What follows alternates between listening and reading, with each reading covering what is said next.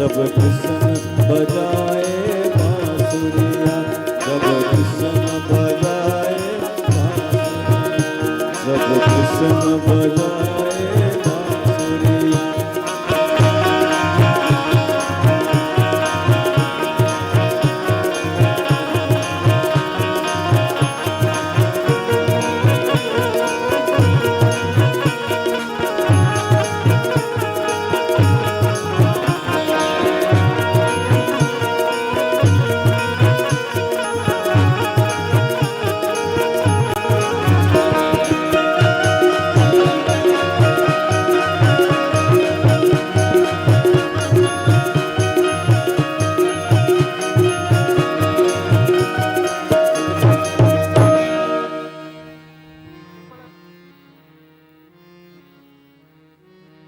पूर्णेन्दु सुंदर मुखादरविंद नेत्रा कृष्णाति परम किमपि तत्त्वमहं न जाने। हरि ओम प्राण पुरुषोत्तमाय नमः। श्री राधा कृष्णभ्यां नमः। हरि ओम गंध अक्ष पुष्प समर्पयामि। 3 बार जल से आचमनी करवाइए। हरि ओम गंगा चैव यमुना चैव गोदावरी सरस्वती नर्मदा सिंधु कावेरी स्नान प्रतिक्रियताम्। हरि ओम पाद्योपाद्यो हस्तो अर्घ मुखे आचमनं जलं समर्पयामि। शुद्धोदकं स्नानं जलं समर्पयामि। चंदन कस्तूरितिलकं ललाटपटले वक्षस्थले कौस्तुभं नासाग्रे वरमुक्तिकं करतले वेणुकरे कंकरम् सर्वांगे हरिचंदनं सुलतकंठे च मुक्तावली गोपस्त्री परिवेष्टितो विजित गोपाल चूड़ामणि। हरि ओम प्राण पुरुषोत्तमाय नमः। श्रीकंडनं चंदनं समर्पयामि। माला माल्यदीन सुगंधीनि माल्यदीन मे प्रभो मया नीतं पुष्पाणि प्रतिगृह्यताम्। ओम प्राण पुरुषोत्तमाय नमः। पुष्प पुष्पमाल्यं समर्पयामि। अखंड ऋतुफल। हरि ओम अखंड ऋतुफलं समर्पयामि। ओम प्राण पुरुषोत्तमाय नमः। नैवेद्य तुलसी पत्र डाल करके भगवान को भोग लगाइए। नाभ्य आसीत अंतरिक्ष गुं शेष्णोद्योः समृतां पद्मां भूमि दिशा सूत्रां तथा लोकान् कल्पयन्नः।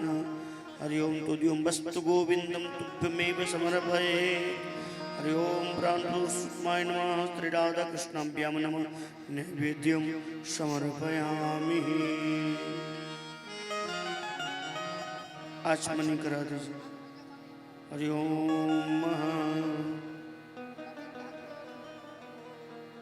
द्रव्य दक्षिणा। हरि ओम हिरण्यगर्भाय हेमबीजाय अनंत पुण्यफलदायकं द्रव्य दक्षिणा समर्पयामि। प्राण पुरुषोत्तमाय नमः। श्री राधा कृष्णाभ्यां नमः। एक पुष्पांजलि समर्पयामि। प्रणाम कर लीजिए। गोपाल जी का ध्यान कीजिए। हाथ में अक्षत पुष्प तुलसी लेकर के हरि ओम यम प्रभजन्तमनुपेतमपेति कृत्यं द्वैपायनो विरह कातराजुहाव पुत्रित तन्मयतया तर्वो विनीतस्तं सर्वभूतहृदयं मुनिमान् तोस्मि। सर्वप्रार्थ गंध अक्ष पुष्प समर्पयामि। बालकृष्णाय नमः।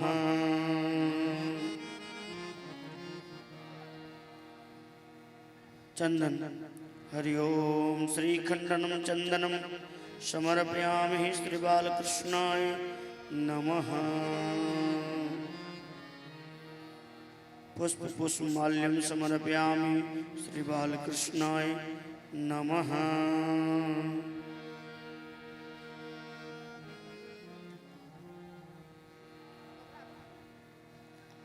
हाँ ना छोटा कर दीजिए।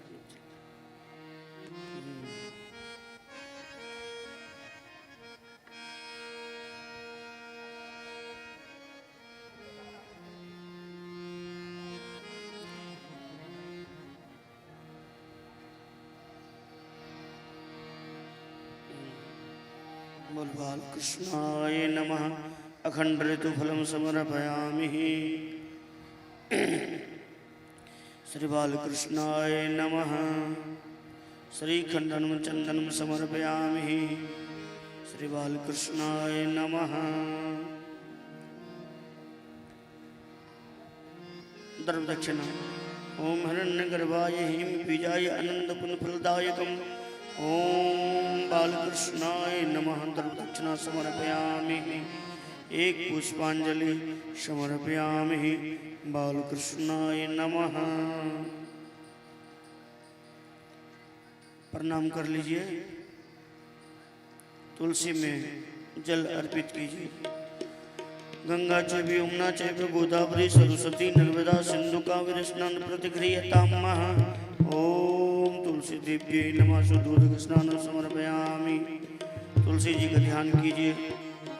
पुष्प अक्षत लेकर के नमो तुलसी कल्याणी, नमो विष्णु प्रिय शुभे, नमो मोक्ष प्रदे देवी, नमो संप्रदाय के। ओम तुलसी देवी नमः। चंदन। ओम श्रीखंडनम चंदनम समर्पयामि। तुलसी देवी नमः। माला उपमाला समर्पयामि। ओम तुलसी देवी नमः। अखंड ऋतुफलं समर्पयामि। ओम तुलसी देवी नमः। दर्भदक्षिणा समर्पयामि। ओम तुलसी देवी नमः। एवं व्यास पूजनम। व्यास जी का ध्यान कीजिए। हाथ में अक्षत पुष्प लेकर के। गुरुर्ब्रह्मा गुरुर्विष्णु गुरुर्देव महेश्वर, गुरुर् साक्षात् परब्रह्म तस्मै श्री गुरुवे नमः। व्यासाय विष्णुरूपाय व्यासरूपाय विष्णवे नमो वै ब्रह्मनिधे विशिष्टाय नमो नमः। व्यासरूपाय नमः। चंदन श्रीखंडनं चंदनं समर्पयामि। व्यासरूपाय नमः। माला। ओम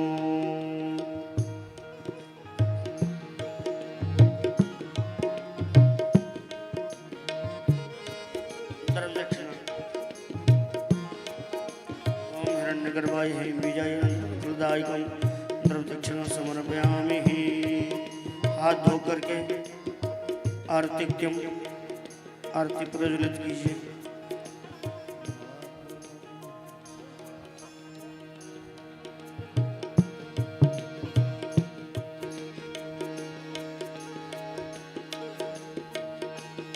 हरि ओम चंद्रमा मनुष्यो जातक्षो सूर्यो जायत सूत्रान्वादस्प्राणं समुखादग्निर्जायतः। आरती अति पावन पुराण की। आरती अति पावन पुराण की। धर्म भक्ति विज्ञान खान की। धर्म भक्ति विज्ञान खान की। महापुराण भागवत निरमल, सुकमुक विगलित निगम कल्प फल। महापुराण भागवत निर्मल, सुखमुख विगलित निगम कल्प फल।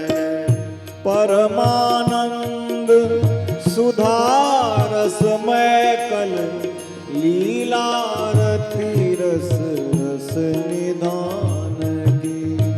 परमानंद सुधारसमय कल, लीलारती रस रस निधान की।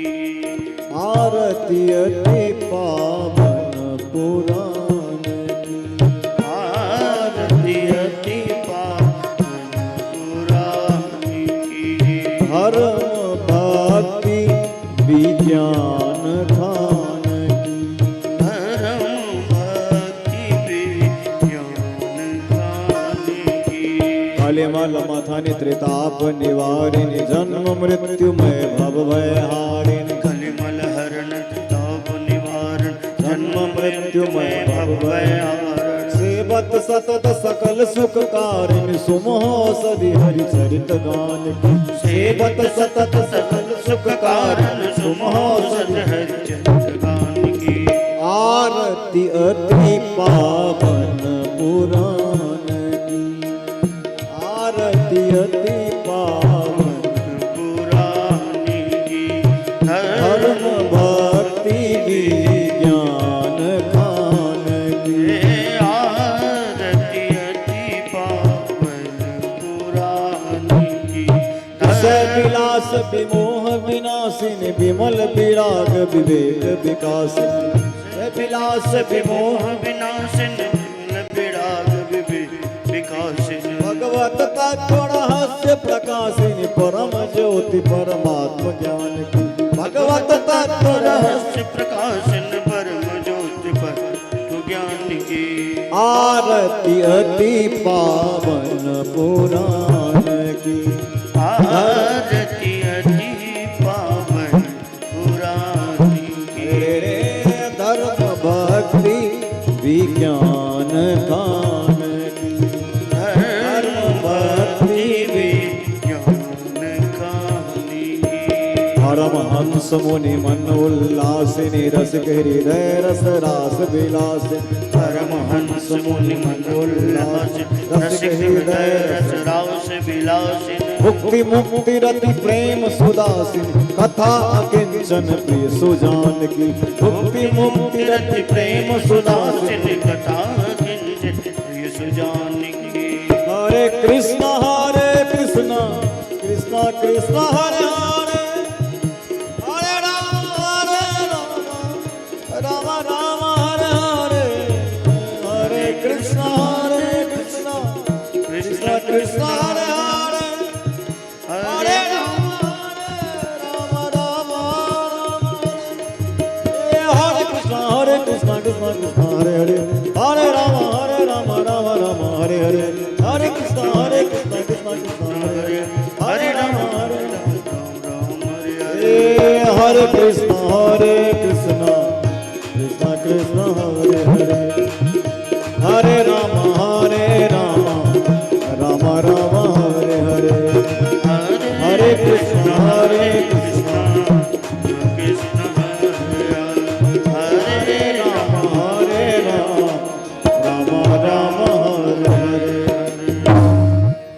वृंदावन विहारी लाल की जय श्रीमद् भागवत महापुराण की मूल व्यास बांके बिहारी लाल की जय हो श्री सदगुरुदेव भगवान की जय हो जय जय श्री राधे श्याम हृदय गौर हरि बोल जीवो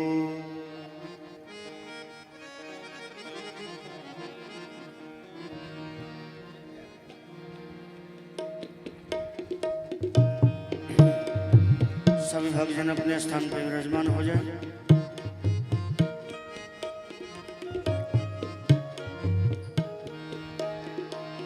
हरि ओम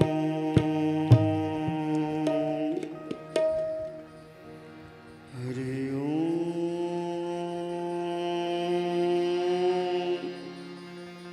हरि ओम स्वस्ति श्री गणेशाय नमः श्री सरस्वती नमः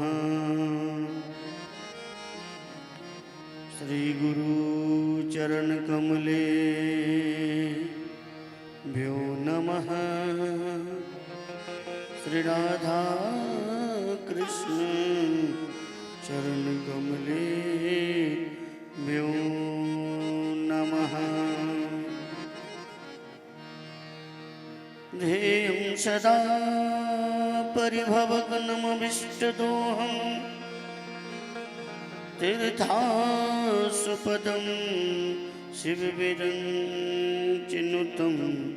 शरण्यं भृत्यातिहं प्रणतपाल भवाब्धिपूतं वन्दे महापुरुषते चरणार वृंदम। वंशी विभूषित करार नवनीरदाभा पीताम्बरादरुण बिम्बफला धरुष्ठा पूर्णेन्दु सुंदर मुखा दरविंद नेत्रा कृष्णाति परम किमपि तत्मुहं न जाने। हे कृष्ण करुणा सिंधो दीनबंधो जगतपते गोपेश गोपिका कांत श्री राधा कांत नमस्तुते। तत्म कांचन गौरांगी श्री राधा वृंदावनेश्वरी श्री वृषभानु सुते देवीं तुम नमामि हरिप्रिया। मोहन तुम्हारे हाथ में सौंपूं जीवन की डोर, आगे मर्जी आपकी कान्हा ले चल जिस भी ओर। जय जय श्री राधा रमन जय जय नवल किशोर, जय गोपी चित चोर प्रभु, जय जय माखन चोर। जय गोपी चित चोर प्रभु, जय जय माखन चोर। वृंदावन बिहारी लाल जय हो। जय बोले बांके बिहारी लाल की जय हो। जय जय श्री राधे निताय गौर हरि हरि बोल। आइए सभी भगवत प्रेमी भक्त अनुरागी भक्त वृंद मन और वाणी को पवित्र करने के लिए कुछ क्षण हम नाम संकीर्तन करेंगे। दोनों हाथों से तालियों की सेवा करते हुए मेरे साथ प्रेम से भगवान नाम को उच्चारण करेंगे। हरिओम। ओ श्याम जी कन्हैया नंदलाल जी, ओ आओ श्याम जी कन्हैया नंदलाल जी, मेरे प्राणों से प्यारे गोपाल जी। श्याम जी कन्हैया नंदलाल जी, मेरे प्राणों से प्यारे गोपाल जी। आओ श्याम जी कन्हैया नंदलाल जी, मेरे प्राणों से प्यारे गोपाल जी। श्याम जी कन्हैया नंदलाल जी, मेरे प्राणों से प्यारे गोपाल जी। आओ श्याम जी कन्हैया नंदलाल जी, मेरे प्राणों से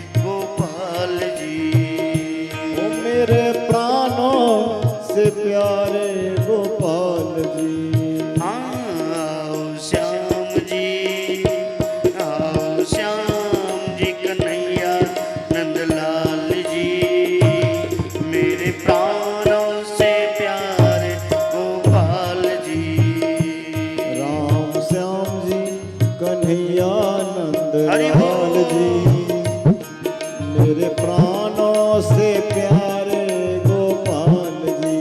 जय हो। सब लोग तालियों को सेवा करते हैं। एक बार दोनों हाथ ऊपर करके प्रेम से बोलो वृंदावन बिहारी लाल की।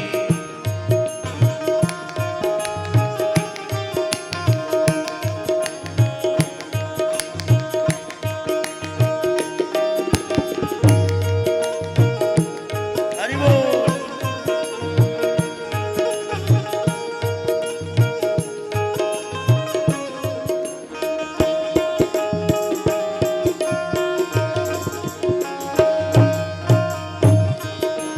श्री राधे।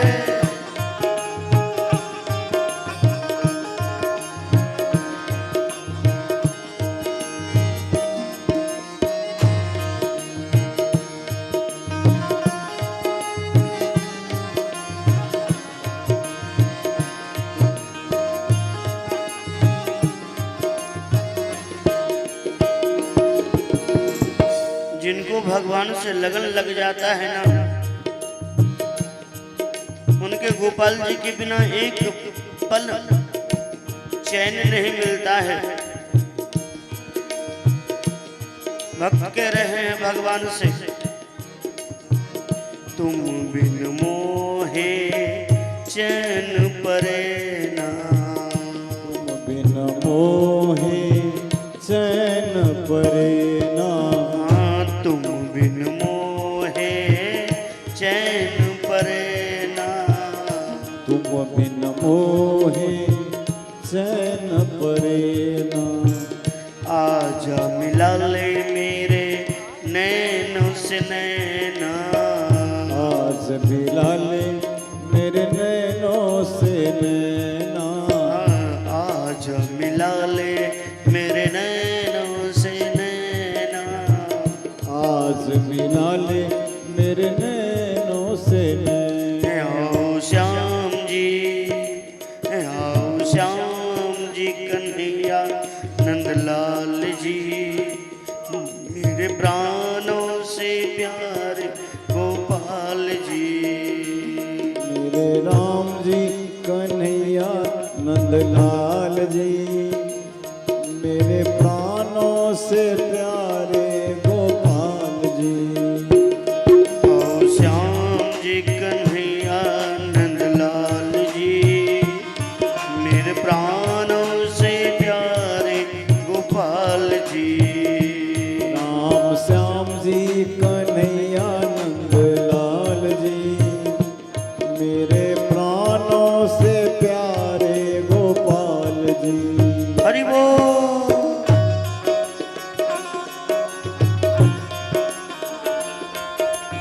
जय हो।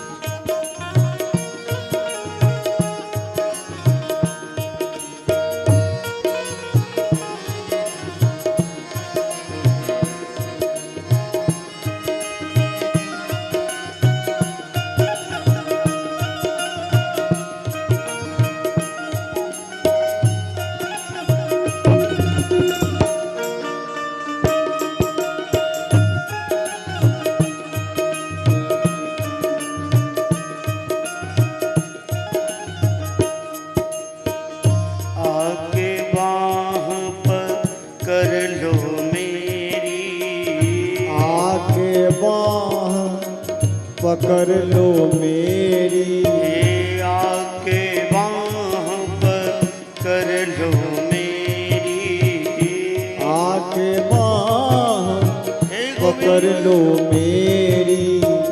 जन्म जन्म से मैं दासी तेरी, जन्म जन्म से मैं दासी तेरी, जन्म जन्म से मैं दासी तेरी, जन्म जन्म से मैं दासी तेरी।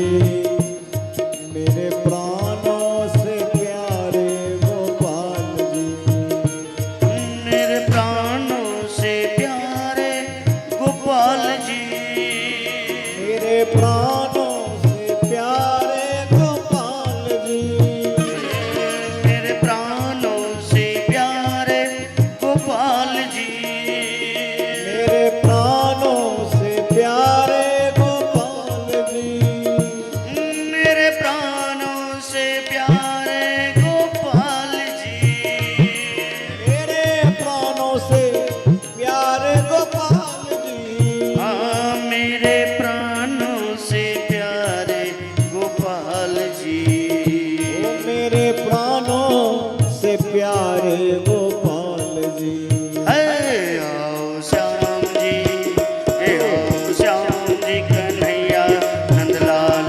जी मेरे प्राणों से प्यारे गोपाल जी मेरे राम जी कन्हैया नंदलाल जी मेरे प्राणों से प्यारे गोपाल जी है आओ श्याम जी कन्हैया नंदलाल जी मेरे प्राणों से प्यारे राम श्याम जी कन्हैया नंदलाल जी मेरे प्राणों से प्यारे गोपाल जी है आओ श्याम जी कन्हैया नंदलाल जी मेरे प्राणों से प्यारे गोपाल जी राम श्याम जी कन्हैया नंदलाल जी मेरे प्राणों से प्यारे गोपाल जी हे आओ श्याम जी कन्हैया नंदलाल जी मेरे प्राणों से प्यारे गोपाल जी राम श्याम जी कन्हैया नंदलाल जी मेरे प्राणों से प्यारे गोपाल जी हे आओ श्याम जी कन्हैया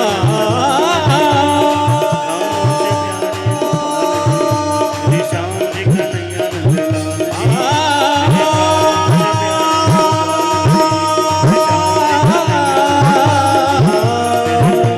से प्यारे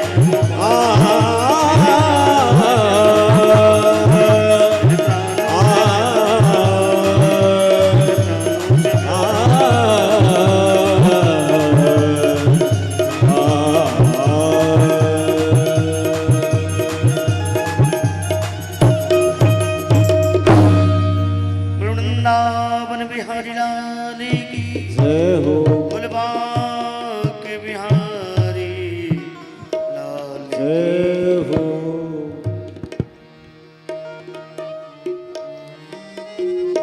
परम मंगल प्रात अखिलेश्वरा कारण करुणा करुणालय भक्तवांचितल कल्पतरु श्री त्वदिंघृत वंदित पीतांबरधारी बालकृष्ण लाल के प्रतिमय मूर्ति श्रीमद् भागवत महापुराण सप्ताह ज्ञान यज्ञ कृपा सिंधु दीन बंधु दीनानाथ पतित पावन प्रीतम परमेश्वर नंदन नंदन यशोदानंदन भगवान श्याम सुंदर श्री राधा रानी की हेतु की अत्यंत अनुग्रह अनुकंपा का प्रत्यक्ष कृपा प्रमाण कि आज पुनः हम सभी भक्तजन बालकृष्ण लाल की चरणारविंद में संगमाहित होकर कलिमल हारिणी चित्तशोक विनाशिनी श्रीमद् भागवत की मंगलमय कथा रसधारा को पीने जा रहे हैं। दूर दराज से पधारी हुई हमारे गुरुजन विद्युतजन समस्त ग्रामवासी माता एवं पिता के सानिध्य में मां गंगा के भगरत में आज सप्तम दिवस की सभा में गोता लगाने के लिए विराजमान हुए हैं।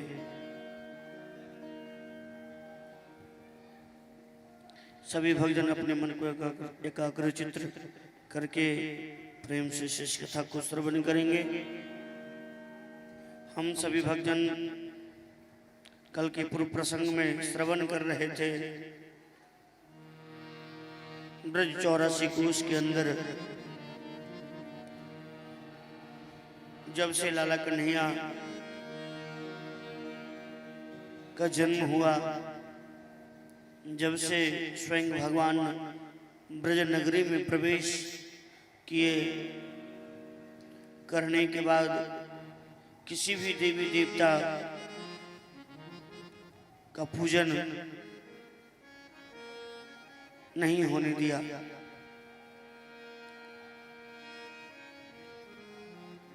स्वयं भगवान बन जाते हैं, स्वयं पुजारी बन जाते हैं। स्वयं जब भगवान गोकुल में प्रकट हो करके और पूरे ब्रजवासियों के ऊपर में कृपा करने लगे, सुखदेव बाबा ने राजा परीक्षित से कहा कि परीक्षित, यहाँ तक भगवान ने देवताओं को पूजन को बंद करवा करके और एक पत्थर को पूजनीय बना दिया। परीक्षित ने पूछा सुखदेव बाबा से कि बाबा, ब्रज 84 कोष के अंदर तो कोई पर्वत उर्वत तो है ही नहीं, ये पत्थर कहां से आया, किसने लाया?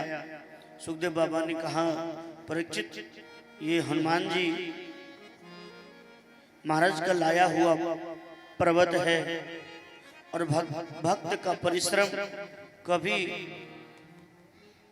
असफल नहीं होता है।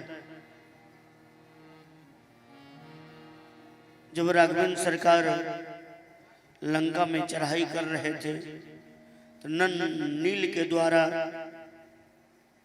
समुद्र में सेतु बंधन पुल का निर्माण कर रहे थे, उसी वक्त हनुमत लाल जी महाराज ये 7 कोस के पर्वत को लेकर के और पुल बनाने के लिए जा रहे थे। लेकिन जब ब्रज के अंदर से गुजर रहे थे तब तक पुल बन करके तैयार हो चुका था। राघवेंद्र सरकार का आदेश हुआ, जितने भी वानरिक सैनिक हैं जो जहां से पत्थर लेकर के आ रहे हो पत्थर को वहीं पर रख दे। हनुमान जी उस वक्त ब्रजनगरी से पत्थर लेकर के गुजर रहे थे। हनुमान जी उस पर्वत को ब्रज में ही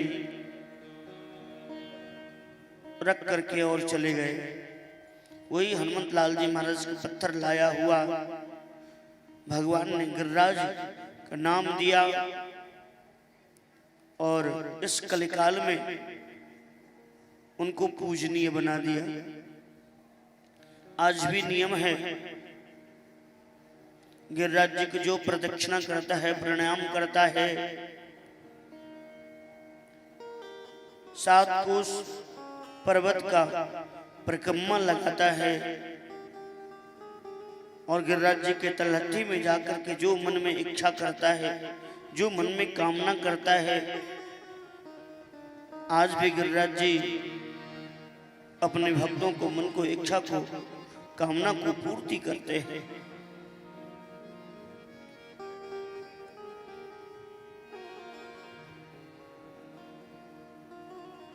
ब्रज के अंदर देवताओं को पूजन को बंद करवा करके कन्हैया ने गिरिराज पूजा प्रारंभ कर दिया।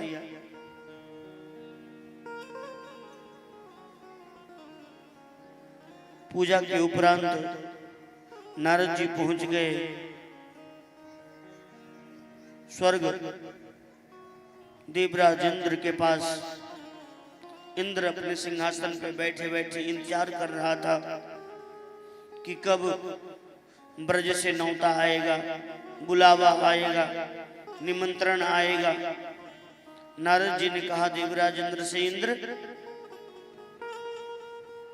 आज तेरे रसोई घर में धुआं धक्कर नहीं हो रहा है, आज कोई व्रत व्रत है क्या? देवराज इंद्र ने कहा नारद जी से कि नारद जी आपको पता नहीं, प्रत्येक दीपावली के बाद ब्रज से न्योता आता है, पूरे ब्रजवासी मिलकर के हम देवताओं के पूजन क्यों करे है, यही हमारे 3-4 में बैठा हूं। नारद जी ने कहा कि अब की बार कोई न्योता उता आने वाला नहीं है, कोई सूचना आने वाला नहीं है, अब की बार तो भूखे ही रहने पड़ेगा। देवराज इंद्र घबराया, अपने सेवकों को आदेश दिया कि जाओ पता लगा करके आओ, ब्रज के अंदर में चल के आ रहा है क्या हो रहा है? देवराज इंद्र के सेवक आकर के पूरे ब्रज के अंदर में देखने लगा। चारों तरफ हर गली में, हर जगह, घर घर में सभी ब्रजवासियों, ग्वाल बाल आदि के मुख से एक ही शब्द उच्चारण हो रहा था, गिरिराज जी की जय, गिरिराज जी की जय, गिरिराज जी की जय। देवराज इंद्र का कहीं नामो निशान तक नहीं था, चर्चा तक नहीं चल रहा था। सेवक लौट करके आया, देवराज इंद्र से कहा कि महाराज, ब्रज के अंदर में आपका लेस मात्र नाम तक भी नहीं चल रहा है, सब गिरिराज जी की जय जयकार कर रहे हैं। देवराज इंद्र क्रोध में आकर के अनाप शनाप बोलने लगा। क्रोध में आदमी तिलमिलाने लगता है, अपने आप में नहीं रखता है, जो भी नहीं बोलना चाहते वो भी मुख से निकल जाता है कि उनके मस्तिष्क में वो क्रोध रूपी ज्वाला धधकने लगता है। देवराज इंद्र तिलमिलाने लगा, अपने सेवकों को बुला करके और कहने लगा, आज ब्रजवासी को किसी को बचने नहीं दूंगा। ये ब्रज के अंदर में रहने वाला गमार ग्वाला ब्रजवासी मेरा पूजा बंद करवा करके किसी और को पूजना प्रारंभ कर दिया, इसका बदला तुम्हें अवश्य लूंगा। देवराज इंद्र ने तुरंत सांवर्तक मेघ को बुलाया, जो प्रलय काल में सांवर्तक मेघ बरसात को बरसाता है, जो एक बार सांवर्तक मेघ बरसना प्रारंभ कर देता है तो 100 वर्ष तक बरसते रह जाता है। कितना? 100 वर्ष तक बरसते रह जाता है। ये पूरा पृथ्वी जलमग्न हो जाता है, जितने भी पेड़ पौधा दिख रहा है सब जल में समाहित हो जाता है। सांवर्तक मेघ उस वक्त बरसात बरसाता है जब प्रलय आता है, तब यानी कि एक युग समाप्त होकर के दूसरा युग प्रारंभ होने वाला होता है, तब जाकर के सांवर्तक मेघ वृष्टि बरसात करता है। और सारे ब्रजवासियों और ब्रज को डुबोने के लिए क्रोध में देवराज इंद्र ने सांवर्तक को आदेश दिया। सांवर्तक आया, आदेश दे के जाओ पूरे ब्रज को डुबो दो, एक भी ब्रजवासी बचना नहीं चाहिए, सबको मार करके समाप्त कर दो। सांवर्तक आदेश लेकर के और ब्रज को ओर प्रस्थान किया। दिन का 12 बज रहा था। सांवर्तक मेघ ने आकर के चारों तरफ से ब्रज 84 कोस को घेर लिया। दिन अब रात्रि में परिणित हो गया। ऐसा सांवर्तक मेघ जो 100 वर्ष तक बरसने वाला था, चारों तरफ जो उज्ज्वला था वो अंधकार में बदल गया। मेघ तरकने लगा, बिजली छिटकने लगी। सांवर्तक मेघ वो मूसलधार हाथी के सूर में जितना एक बार में पानी आता है उतने बड़े बड़े बूंद ब्रज के अंदर में गिरने लगा। आंधी तूफान बहने लगे, सब ब्रजवासी घबराने लगे, गैया बछड़ा रंभाने लगे, ग्वाल बाल अपने अपने घरों को भागने लगे, ब्रजवासी त्राई त्राई करने लगे। लाला कन्हैया बैठे बैठे सब देख रहे हैं, सब घबरा रहे हैं, बचाओ बचाओ बचाओ। सब घर बार टूट करके बिखर गया, पूरे ब्रज के अंदर में जल ही जल हो गया। सारे ब्रजवासी दौड़ते हुए अपने प्राण को बचाने के लिए सब के सब कन्हैया के पास में आ गया। कन्हैया ने कहा ब्रजवासियों से, अरे चिंता करने की जरूरत नहीं है कन्हैया, गिरिराज जी ने मुझे रात्रि में स्वप्न दिया था कि जब भी ब्रज में किसी भी प्रकार से अनिष्ट हो तो मुझे छत्र बना करके पूरे ब्रजवासियों को रक्षा करियो। सारे ब्रजवासियों मेरे पास में आ जाओ। सभी ब्रजवासियों मैया यशोदा, नंद बाबा, नंद उपनंद स्वनंद सारे ग्वाल बाल को लेकर के, सारे ब्रजवासियों को लेकर के, गैया बछड़ा को लेकर के कन्हैया पहुंच गए। कहाँ? गिरिराज जी के तलहटी के पास। और जा करके शाम तक मेघ मूसलधार बारिश बरसा रहा था। उस वक्त लाला कन्हैया ने अपनी कर्णिका उंगली के ऊपर में 7 कोस के पर्वत गिरिराज जी को धारण किया। बोलो गिरिराज महाराज की जय हो। गिरिराज जी को छत्र बना करके धारण किया। सभी ब्रजवासियों को उसके नीचे में बुला दिया। सांबर तक मेघ 7 दिन 7 रात्रि तक बरसात करते चला गया। सारे ब्रजवासी गैया बछड़ा, नंद बाबा, मैया यशोदा अब सब सुरक्षित हैं। सांबर तक मेघ 7 दिन 7 रात्रि तक बरसाते रह गए। भगवान ने सुदर्शन चक्र से आदेश दिया कि सुदर्शन जाओ, ऊपर का पानी ऊपर समाप्त हो जाना चाहिए और नीचे का पानी नीचे समाप्त हो जाना चाहिए। आदेश पाकर के सुदर्शन चक्र ने पूरे ब्रज के अंदर में चक्कर लगाना प्रारंभ कर दिया। सुदर्शन चक्र के अंदर में इतना तेज था, इतना ज्वाला निकल रहा था, इतना अग्नि निकल रहा था कि उनके ऊपर जल पड़ते ही मात्र जल क्षणाक्षण रह जाता था। पता नहीं जल गिरा कि नहीं गिरा, पता तक नहीं हो चलने देता था। और 7 दिन के अंदर सांबर तक मेघ जो 100 वर्ष तक बरसने वाला था वो सारा जल 7 दिन में समाप्त हो गया। अब चुल्लू भर जल तक नहीं बचा। सांबर तक मेघ के पास में लौट करके पहुंच गया देवराज इंद्र के पास। महाराज सब समाप्त हो गया। इंद्र ने कहा चलो, मैं तो चाह ही रहा था कि सारे ब्रजवासी समाप्त हो जाए।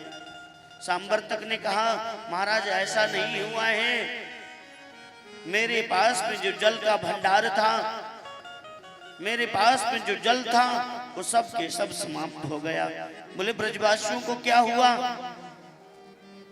वो गमार ग्वाला को क्या हुआ?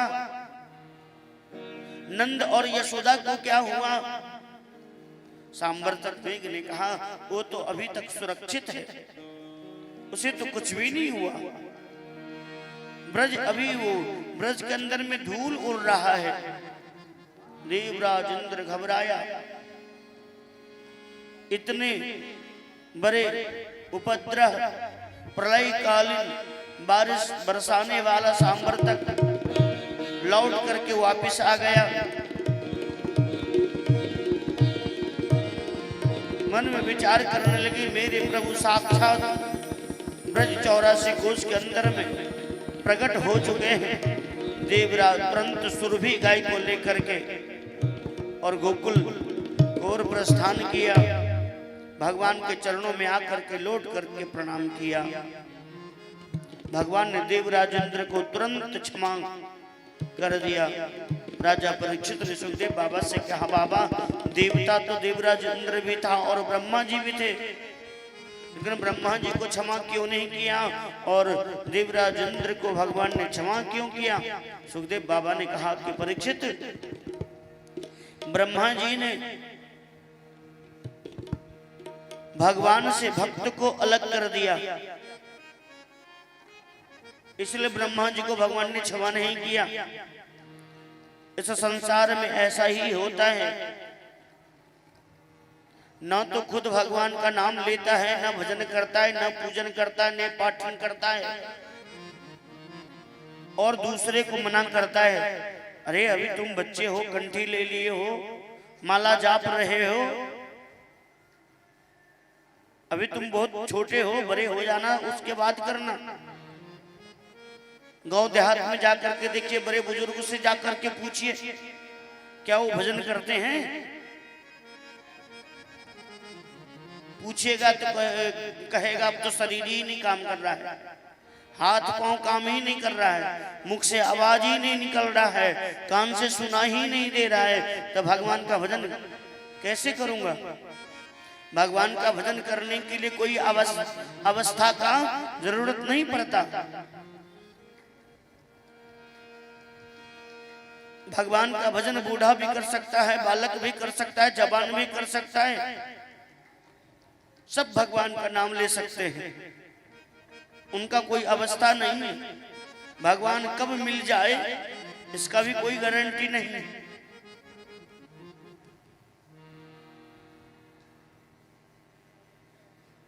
और जो मना करता है ना भगवान नाम लेने से, भगवत भजन करने से, भगवत चिंतन करने से ने, वो सबसे बड़ा पापी है। एक तो स्वयं करता नहीं और दूसरे को करने के लिए मना करता है। जीव को भगवान ने इसीलिए इस धराधाम में भेजे हैं, क्यों? कमाने के लिए और पेट भर खाने के लिए नहीं। कमाते तो सब लोग हैं, खाते तो सब लोग हैं, लेकिन भजन कोई कोई करता है।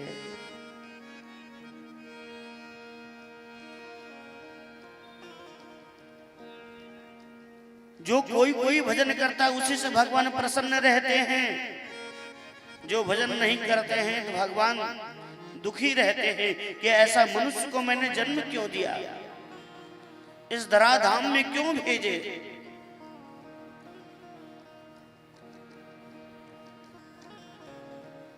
भगवान जब इस पर विचार करते हैं ना तो दुखी हो जाते हैं। जब भगवान दुखी हो जाएंगे तो क्या आप लोग दुखी नहीं होंगे?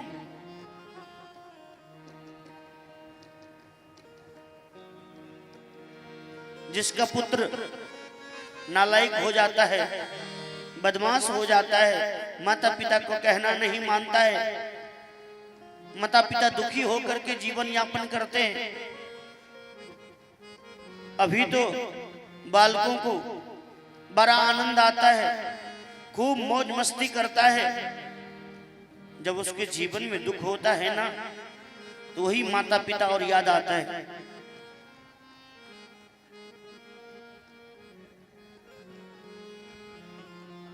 जब तक जवानी रहता है तब तक माता पिता को कोई वैल्यू नहीं करता।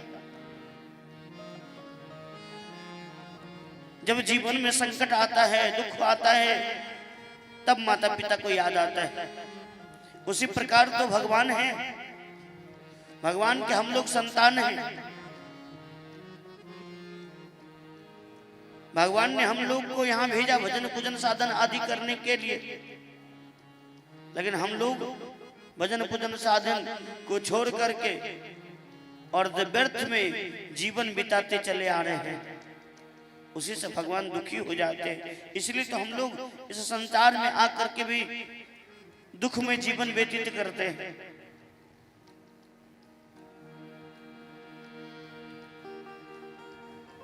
देवराज इंद्र ने भगवान से क्षमा याचना किया, भगवान ने क्षमा कर दिया। सुरभि गाय को लेकर के आए, जिसे कामधेनु कहते हैं। कामधेनु गाय के दूध से गोविंद को स्नान करवाया, अभिषेक करवाया। अपने हाथों से देवराज इंद्र ने पूजन आदि किया, स्तुति किया, वंदना किया और क्षमा याचना मांग करके वो गाय गोविंद को ही प्रदान कर दिया।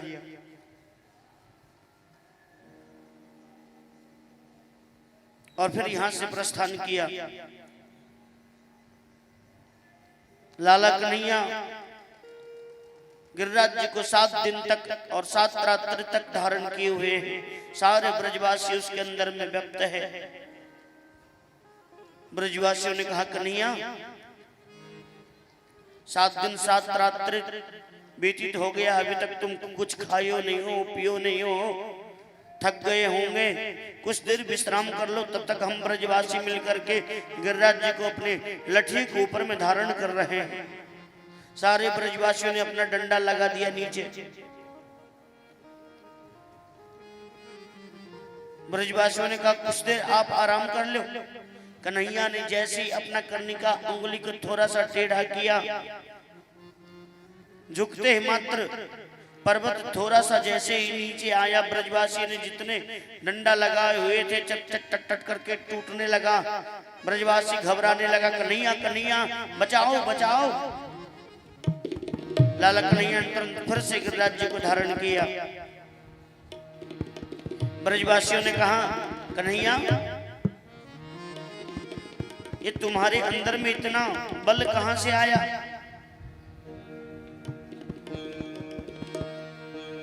कन्हैया ने कहा ब्रजवासियों से, अरे ब्रजवासियों, गिरिराज जी ने मुझे रात्रि में स्वप्न दिए थे।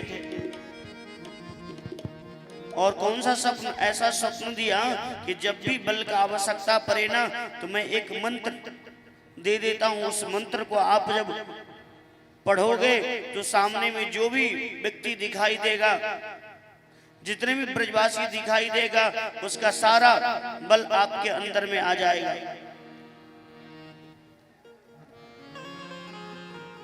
उसी मंत्र का मैंने प्रयोग किया।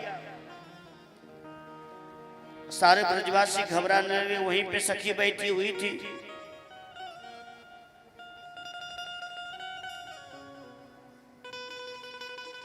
सखियों ने कही ब्रजवासियों से, अरे ब्रजवासियों, ये बिल्कुल झूठ बोल रहा है।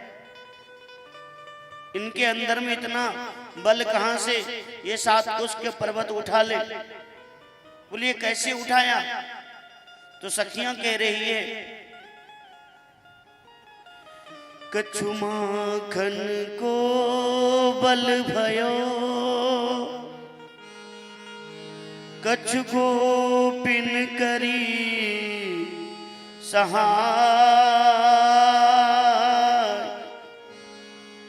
श्री राधा जू के कृपा से गिरवर लियो उठा।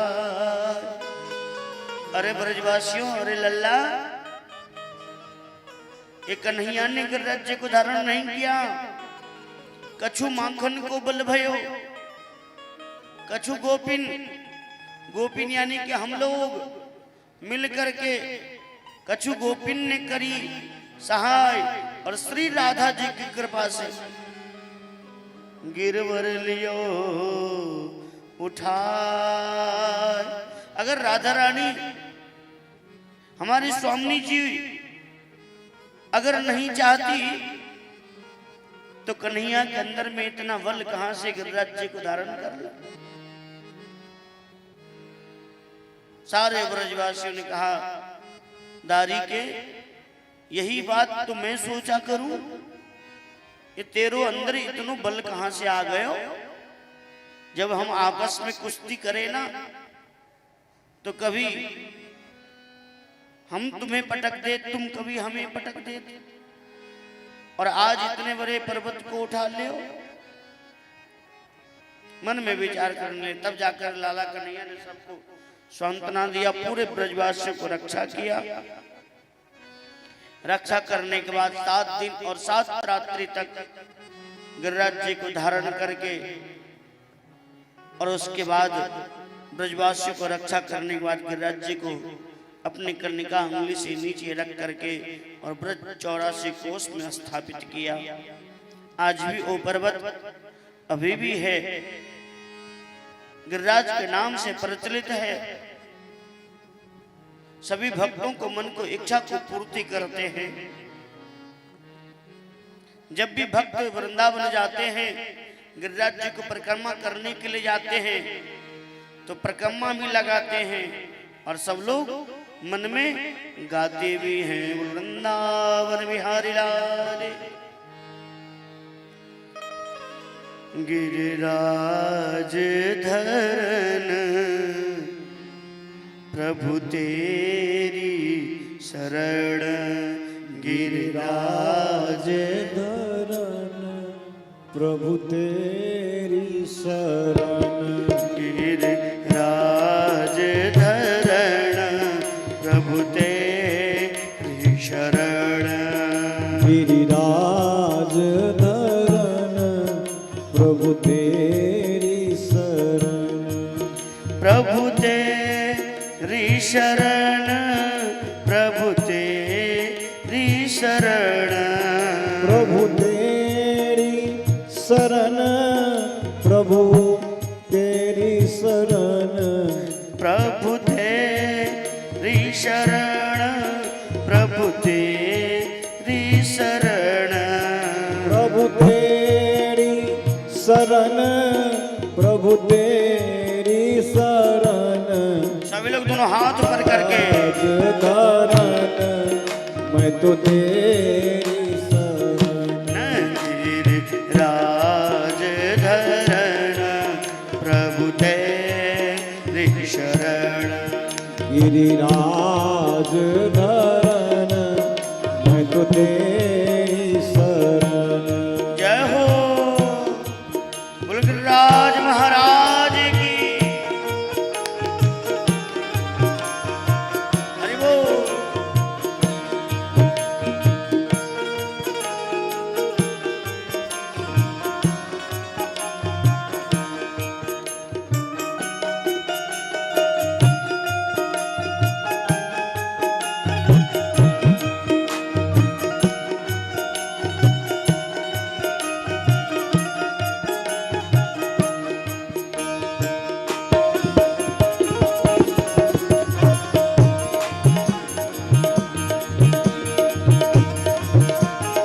हरि बोल।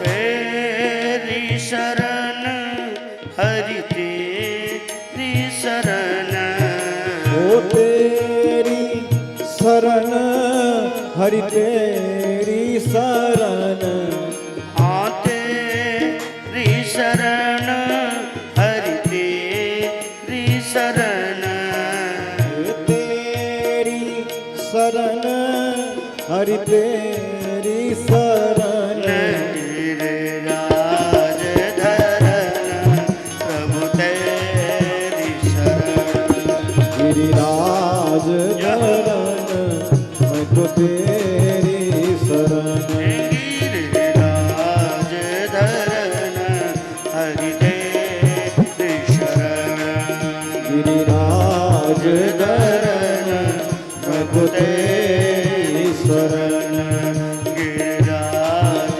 धरन प्रभु तेरी शरण गिरिराज धरन प्रभु तेरी शरण हरि तेरी शरण हरि तेरी शरण प्रभु तेरी शरण प्रभु तेरी शरण प्रभु तेरी शरण बुलगिराज महाराज की जय हो। इस प्रकार से लाला कन्हैया ने सारे ब्रजवासियों को रक्षा किया। रक्षा करने के बाद सारे ब्रजवासी पुनः अपने अपने घर जाकर के सब यथो सत्कार अपना जीवन निर्वाह करने लगा। करने के बाद एक दिन हमारे नंद बाबा निर्जला एकादशी व्रत करते थे। निर्जला एकादशी व्रत करने के बाद रात्रि में 12 बजे नंद बाबा सो रहे थे। सोने के बाद अचानक नंद बाबा को नींद खुला। नींद खुलते ही मात्र नंद बाबा ने देखा कि ऐसा प्रतीक हो रहा है कि सुबह 4 बज चुका है। अपना धोती गमछा आदि लेकर के जलपात्र लेकर के और गंगा जमुना स्नान करने के लिए एक ग्वालवाल के साथ लेकर के पहुंच गए। रात्रि 12 बज रहा था। नंद बाबा 4 बजे का समय समझ करके और जैसे ही यमुना में डुबकी लगाया, डुबकी लगाते मात्र ग्वालवाल ने देखा कि बाबा डुबकी लगा रहे हो है, स्नान कर रहे हो। बाबा जल के अंदर गए तो सही, लेकिन वापस लौट करके नहीं आए। रात्रि 12 बजे। जल का देवता कौन है? वरुण। और रात्रि में जल का राजा, जल का देवता वरुण सो रहा था। उनके सेवकगण चारों तरफ से पहरेदारी कर रहे थे। जैसे ही नंदा बाबा ने डुबकी लगाया, सेवकगणों ने आकर के नंदा बाबा को पकड़ के और लेकर के जाके वरुण के सिंहासन में जाकर के बांध दिया। ग्वाल बाल घंटों भर तक इंतजार करते रह गया। नंदा बाबा जैसे ही यमुना में डुबकी लगाए तो सही, लेकिन जल से बाहर नहीं आए। ग्वाल बाल घबराने लगा। दौड़ करके जा करके कन्हैया से कहा कि कन्हैया कन्हैया, तेरो बाबा यमुना में डूब गयो। कन्हैया जैसे ने सुना कि नंदा बाबा यमुना में डूब गयो, वहां से दौड़ते हुए आया और यमुना में छलांग लगाया। छलांग लगा करने के बाद जैसे ही यमुना जल के नीचे, जल के अंदर पहुंचा, वरुण सो रहा था उस वक्त। लाला कन्हैया को जैसे ही वरुण ने देखा, देख के मात्र पहचान गया। सिंहासन से उठ करके चरणों में लौट करके प्रणाम किया। प्रभु, आपने वरुण लोक में आने के कैसे कृपा किया? आप एक आदेश करते तो मैं तुरंत आपके पास में आ जाता, लेकिन आपने आने के क्यों कष्ट किया?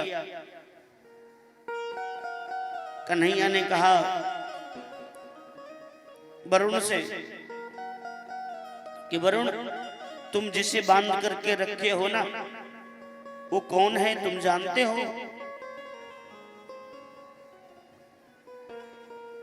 वरुण ने कहा ये तो मुझे पता नहीं है, ये कौन है? ये तो सेवकगण पकड़ कर लेकर के आया है। कन्हैया ने कहा ये मेरे बाबा हैं, नंदा बाबा, जिसे तुम पकड़ के बांध करके रखे हो। और नंदा बाबा का नाम सुन करके वरुण के शरीर से पानी टपकने लगा, पसीना छूटने लगा। अब प्रभु मुझे दंड देंगे, कांपने लगा, गिड़गिड़ाने लगा। दौड़ करके जा करके और नंद बाबा जिस रस्सी में बंधे हुए थे उस रस्सी को खोलने लगे। खोल करके मुक्त कर दिया। और जैसे ही सभी देवताओं को पता चला कि आज वरुण लोक भगवान पधारे हुए हैं, वरुण लोक में दर्शन करने के लिए चारों तरफ से सभी देवी देवता पहुंच गए। 4-4 मोहरन वाले, 5-5 मोहरन वाले, ब्रह्मा जी पहुंच गए, हमारे भोलेनाथ बाबा पहुंच गए। और सभी पहुंचने के बाद हाथ जोड़ करके लाला कन्हैया को प्रार्थना करना शुरू कर दिया। नंद बाबा खड़े खड़े देख रहे हैं, ये तो मेरे छोरा है, ये मेरो लल्ला है। और मेरे लाला के सामने में इतने बड़े बड़े देवता, ये सब हाथ जोड़ करके प्रार्थना कर रहा है। नंद बाबा एकदम चुप हो करके देख रहे हैं। सभी देवताओं ने प्रार्थना किया। प्रार्थना करने के बाद इधर तो सब घबरा रहे हैं कि नंद बाबा यमुना में डूब गया। सारे ग्वाल बाल, सारे गोपियाएं, मैया यशोदा, सभी नंद उपनंद सब के सब यमुना नदी के किनारे आकर के और इंतजार करने लगे। सब मन में सोच रहे हैं नंद बाबा यमुना में डूब गए, यमुना में डूब गए। कन्हैया गया लाने के लिए, अभी तक लौट करके नहीं आया। उसी वक्त सब इंतजार कर ही रहे थे। उसी वक्त लाला कन्हैया ने नंद बाबा को उंगली पकड़ करके और यमुना जल से जैसे ही बाहर आया, सब ने देख करके एकदम जय जयकार करने लगा। बोल वृंदावन बिहारी लाल की। नंद बाबा और लाला कन्हैया को देख करके सारे ब्रजवासी प्रसन्न हो गए।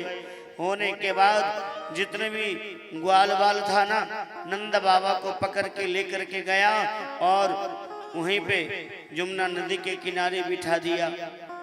बीच में नंद बाबा, एक तरफ कन्हैया और चारों तरफ से ग्वाल बाल घेर लिया। ग्वाल वालों ने कहा, अरे बाबा तुमने जमुना में कैसे डूब गए हो बाबा?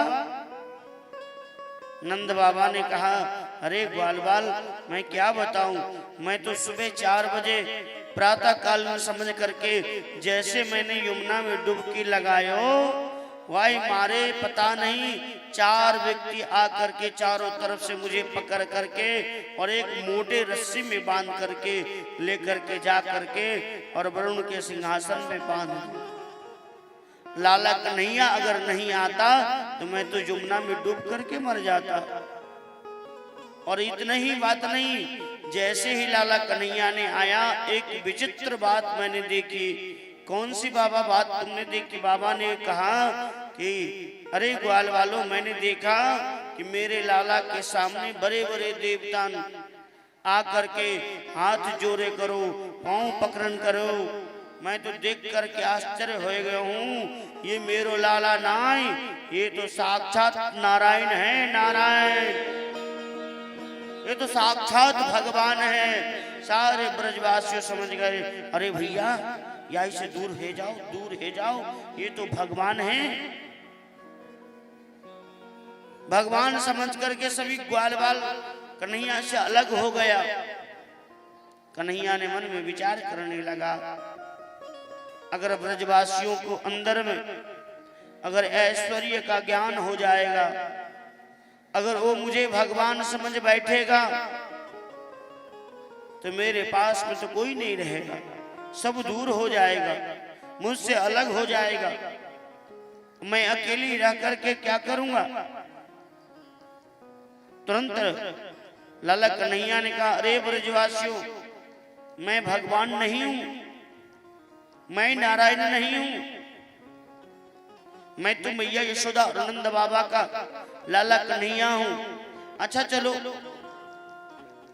तुम लोग अगर कह रहे हो तो अगर मैं भगवान हूं तो भगवान से क्या चाहते हो? ग्वाल वालों ने कहा, कन्हैया अगर तुम भगवान हो तो बस एक बार हम ब्रजवासी वैकुंठ देखना चाहते हैं। कन्हैया ने कहा, वैकुंठ तो दर्शन करवा दूंगो, वैकुंठ दिखा दूंगो, लेकिन मैं तेरा भगवान नहीं हूं। ग्वाल वालों ने कहा, तुम भगवान हो या ना हो उससे मुझे कोई फर्क नहीं पड़ता है, लेकिन कम से कम एक बार वैकुंठ दर्शन करा दो कन्हैया।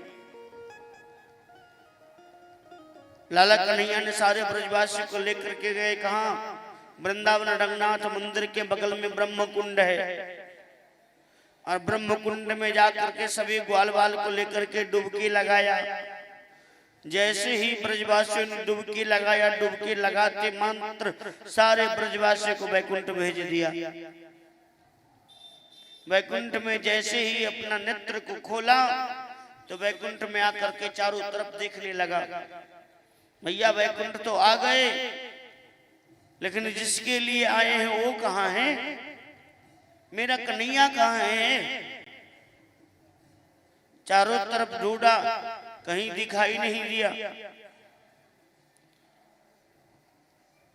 वैकुंठ में मोटे मोटे खंभा पड़ा हुआ था। ग्वाल वालों ने खंभा पे चढ़ करके देखा, एक ग्वाल वाल को दृष्टि पड़ गया कन्हैया के ऊपर। वैकुंठनाथ भगवान अपने आसन पे बैठे हुए हैं। ग्वाल वालों करे, वो रहा कन्हैया वहां पे बैठा है। सारे ग्वाल वाल मिलकर के जैसे ही प्रवेश करने लगा, सेवक गणों ने रोक दिया, मना कर दिया, किसी को जाने नहीं दिया। घबराने लगा, आंख में अश्रुपात होने लगा, मन में विचार करने लगा, कन्हैया यह वैकुंठ में रह करके मैं क्या करूंगा? जिस वैकुंठ में कन्हैया मेरे पास में ना हो, मैं उसके साथ में खा नहीं सकता, उसके साथ में खेल नहीं सकता, उसके साथ में गैया बछड़ा चरा नहीं सकता, रह नहीं सकता, उसे देख नहीं सकता। उसे स्पर्श नहीं कर सकता, सो वैकुंठ में रह करके क्या करूंगा? इससे अच्छा तो मेरा वृंदावन ही है। सारे ग्वाल वालों ने अपना अपना नेत्र को बंद किया और नेत्र को बंद जैसे ही किया, कन्हैया ने सारे ब्रजवासी सारे ग्वाल वालों को पुनः वृंदावन बुला लिया। और जैसे ही ब्रह्म कुंड से जल से बाहर ग्वाल वाल निकला, उतने में देखा कन्हैया के शरीर से अभी पानी टपक रहा है। यानी कि ग्वाल वाल ने सोचा अभी ही हम लोग डुबकी लगा करके और ब्रह्म कुंड से बाहर आए, और इतने देर में तो माया के द्वारा कन्हैया ने सारे ब्रजवासियों को वैकुंठ में दर्शन करवा दिया। वृंदावन बिहारी लाल की। इस प्रकार से सारे ब्रजवासी मिलकर के वैकुंठ दर्शन प्राप्त किया। लाला कन्हैया ने सबको लेकर के श्रीधाम वृंदावन में आकर के ये तो सत्कार अपना जीवन यापन करने लगा। सारे दृष्टि सारे घटनाओं को बैठे बैठे तुलसीदास जी महाराज देख रहे थे कि इस कलिकाल में श्रीधाम वृंदावन से श्रेष्ठ कोई धाम नहीं है, कोई वन नहीं है। तुलसीदास जी महाराज ने तराजू लेकर के वैकुंठ और श्रीधाम वृंदावन को तोलने का प्रयास करने लगा। एक तरफ श्रीधाम वृंदावन को धर दिया और दूसरे तरफ वैकुंठ को रख करके तोलने का प्रयास करने लगे। वृंदावन वैकुंठ को तोलियो तुलसी दास, गुर रहो सुभूर हो हलको गयो आकाश। तुलसीदास जी महाराज ने कहा कि इस कलिकाल में श्रीधाम वृंदावन श्रेष्ठ है, इनके अंदर में वजन ज्यादा है, और जो हल्का है ना वो आकाश को चला गया है। वृंदावन के जितने भी संत हैं, जिनके भी भक्त हैं, सब वृंदावन से अन्यत्र कहीं नहीं जाना चाहते हैं, वृंदावन में ही रहना चाहते हैं। वैकुंठ को कभी भी इच्छा नहीं करते हैं। कन्हैया से प्रार्थना करते हैं, बोले कन्हैया कि अगर वास देना तो वृंदावन का वास देना, अन्यत्र कहीं मत देना। सारे ब्रजवासी सारे सखी सहेली मैया नंद बाबा यशोदा अब मिल करके श्रीधाम वृंदावन में वास करने लगे। वृंदावन बिहारी लाल की। एक बार गिरिराज जी में एक गिरिराज जी का परम भक्त था। उनका काम था कि नित्य प्रतिदिन झाड़ू लगाना।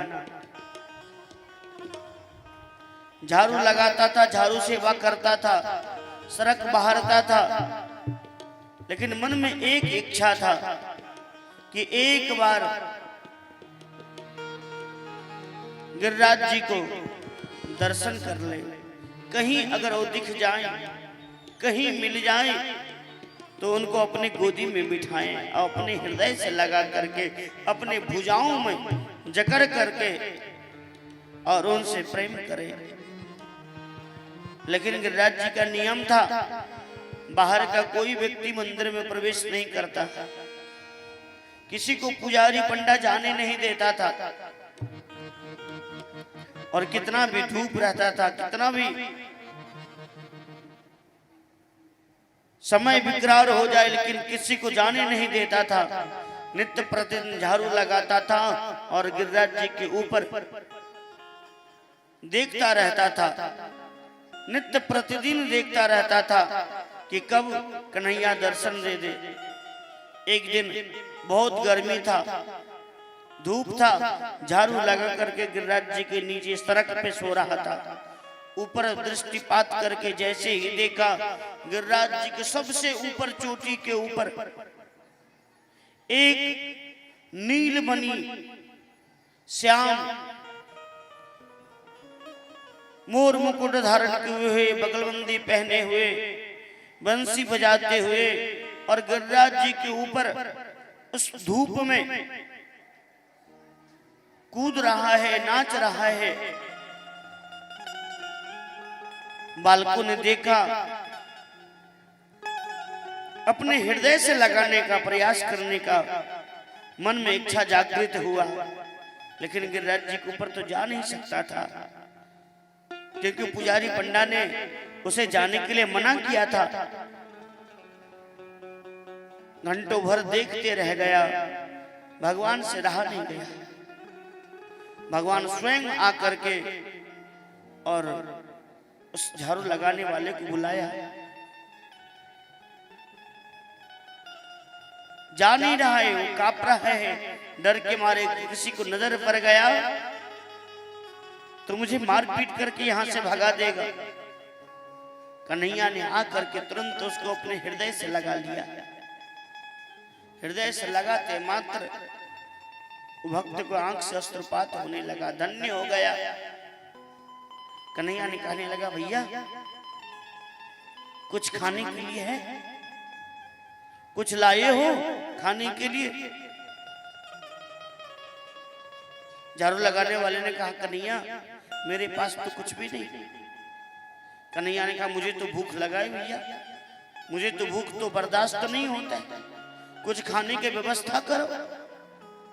झाड़ू लगाने वाले ने कहा कि मैं कहां जाऊं, किससे मांगूं, कोई देगा तो मुझे नहीं। भूख तो मुझे भी लगा है, लेकिन मुझे तो कोई नहीं देगा।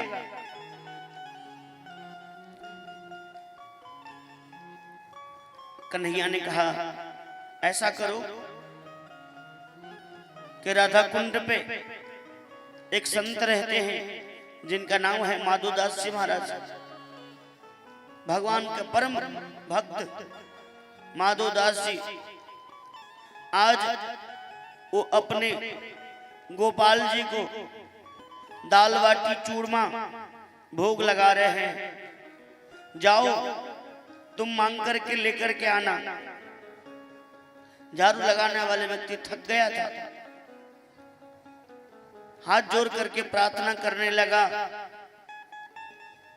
कि प्रभु मैं जाऊंगा तो मुझे नहीं देंगे प्रसाद, डांट प्रकार करके भगा देंगे। कन्हैया ने कहा,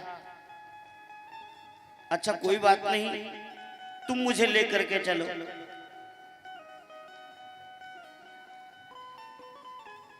अब उस झाड़ू लगाने वाले व्यक्ति को कांधे के ऊपर में कन्हैया बैठ गया और पहुंच गए कहां? राधा कुंड। राधा कुंड में जाकर के गोविंदास जी दाल बाटी चूरमा गोपाल जी को भोग लगा रहे थे। उसी समय में लाला कन्हैया पहुंच गया और पहुंचने के बाद कहने लगा, बाबा मैं बहुत जोर से भूख लगा है, मुझे कुछ खाने के लिए दोगे क्या?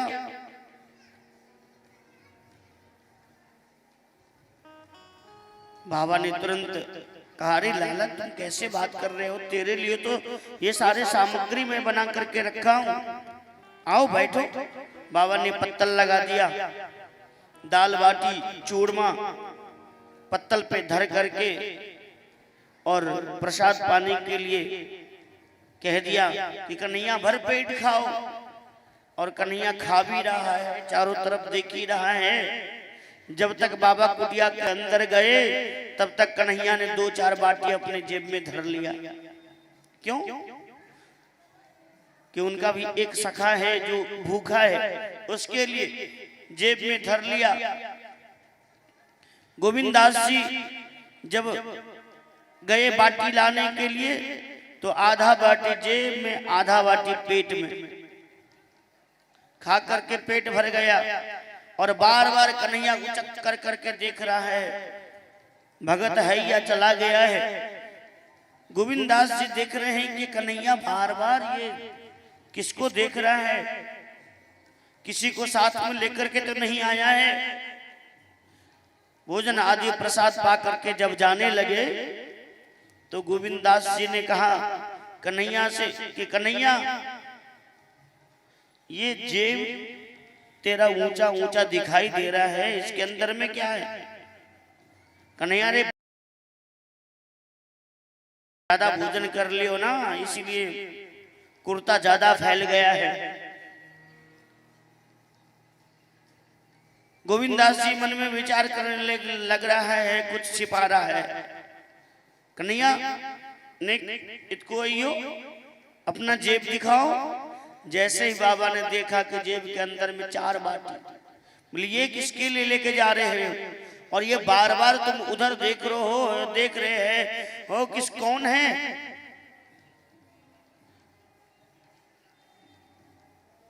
गोविंद दास जी कन्हैया के पीछे पीछे गया और देखा तो एक झाड़ू लगाने वाला।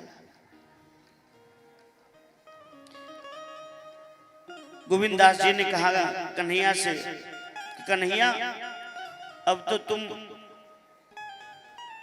इस झाड़ू लगाने वाले के शरीर को तुमने स्पर्श किया, तुम तो छुआ गए हो, तुम्हारा शरीर तो अपवित्र हो गया है।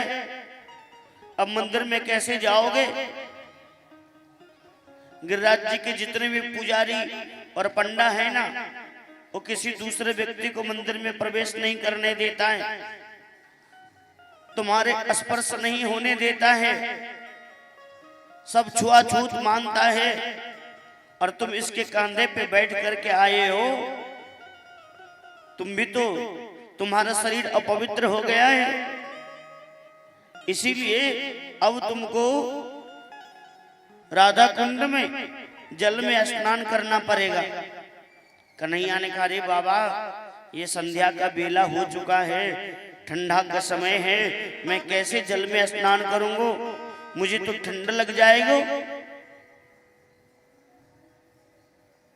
गोविंद दास जी ने कहा कन्हैया ऐसा करो, स्नान मत करना, पहले राधा कुंड में जा करके और जल से लेकर के अपने ऊपर छिड़क लेना, पवित्र है जाओगे। कन्हैया गया राधा कुंड के घाट पे, जैसे थोड़ा सा जल लेकर के जल अपने ऊपर छिड़कने लगा, गोविंद दास जी ने धक्का लगाया और राधा कुंड में कन्हैया गिर गया, पूरे शरीर भीग गया, वस्त्र भीग गया। और जैसे ही वस्त्र भींगा, स्नान करके जल से जैसे ही बाहर आया, बाहर आते मात्र पुजारी पर्दा खोल करके घंटी टनटनाने लगा। टनटनाने के शब्द जैसे ही कन्हैया के कान में पड़ा, कन्हैया दौड़ते हुए जा करके गिरिराज जी के मंदिर के अंदर में व्याप्त हो गया। पुजारी आरती भी कर रहा है और गिरिराज जी को देख भी रहे हैं। आरती करने के बाद पुजारी ने कहा कि प्रभु ये क्या हो रहा है? इतने ठंड के समय में आपके शरीर से ये पसीना, ये पानी कहां से टपक रहा है? क्या बात है? आप मुझे बताओ तो सही।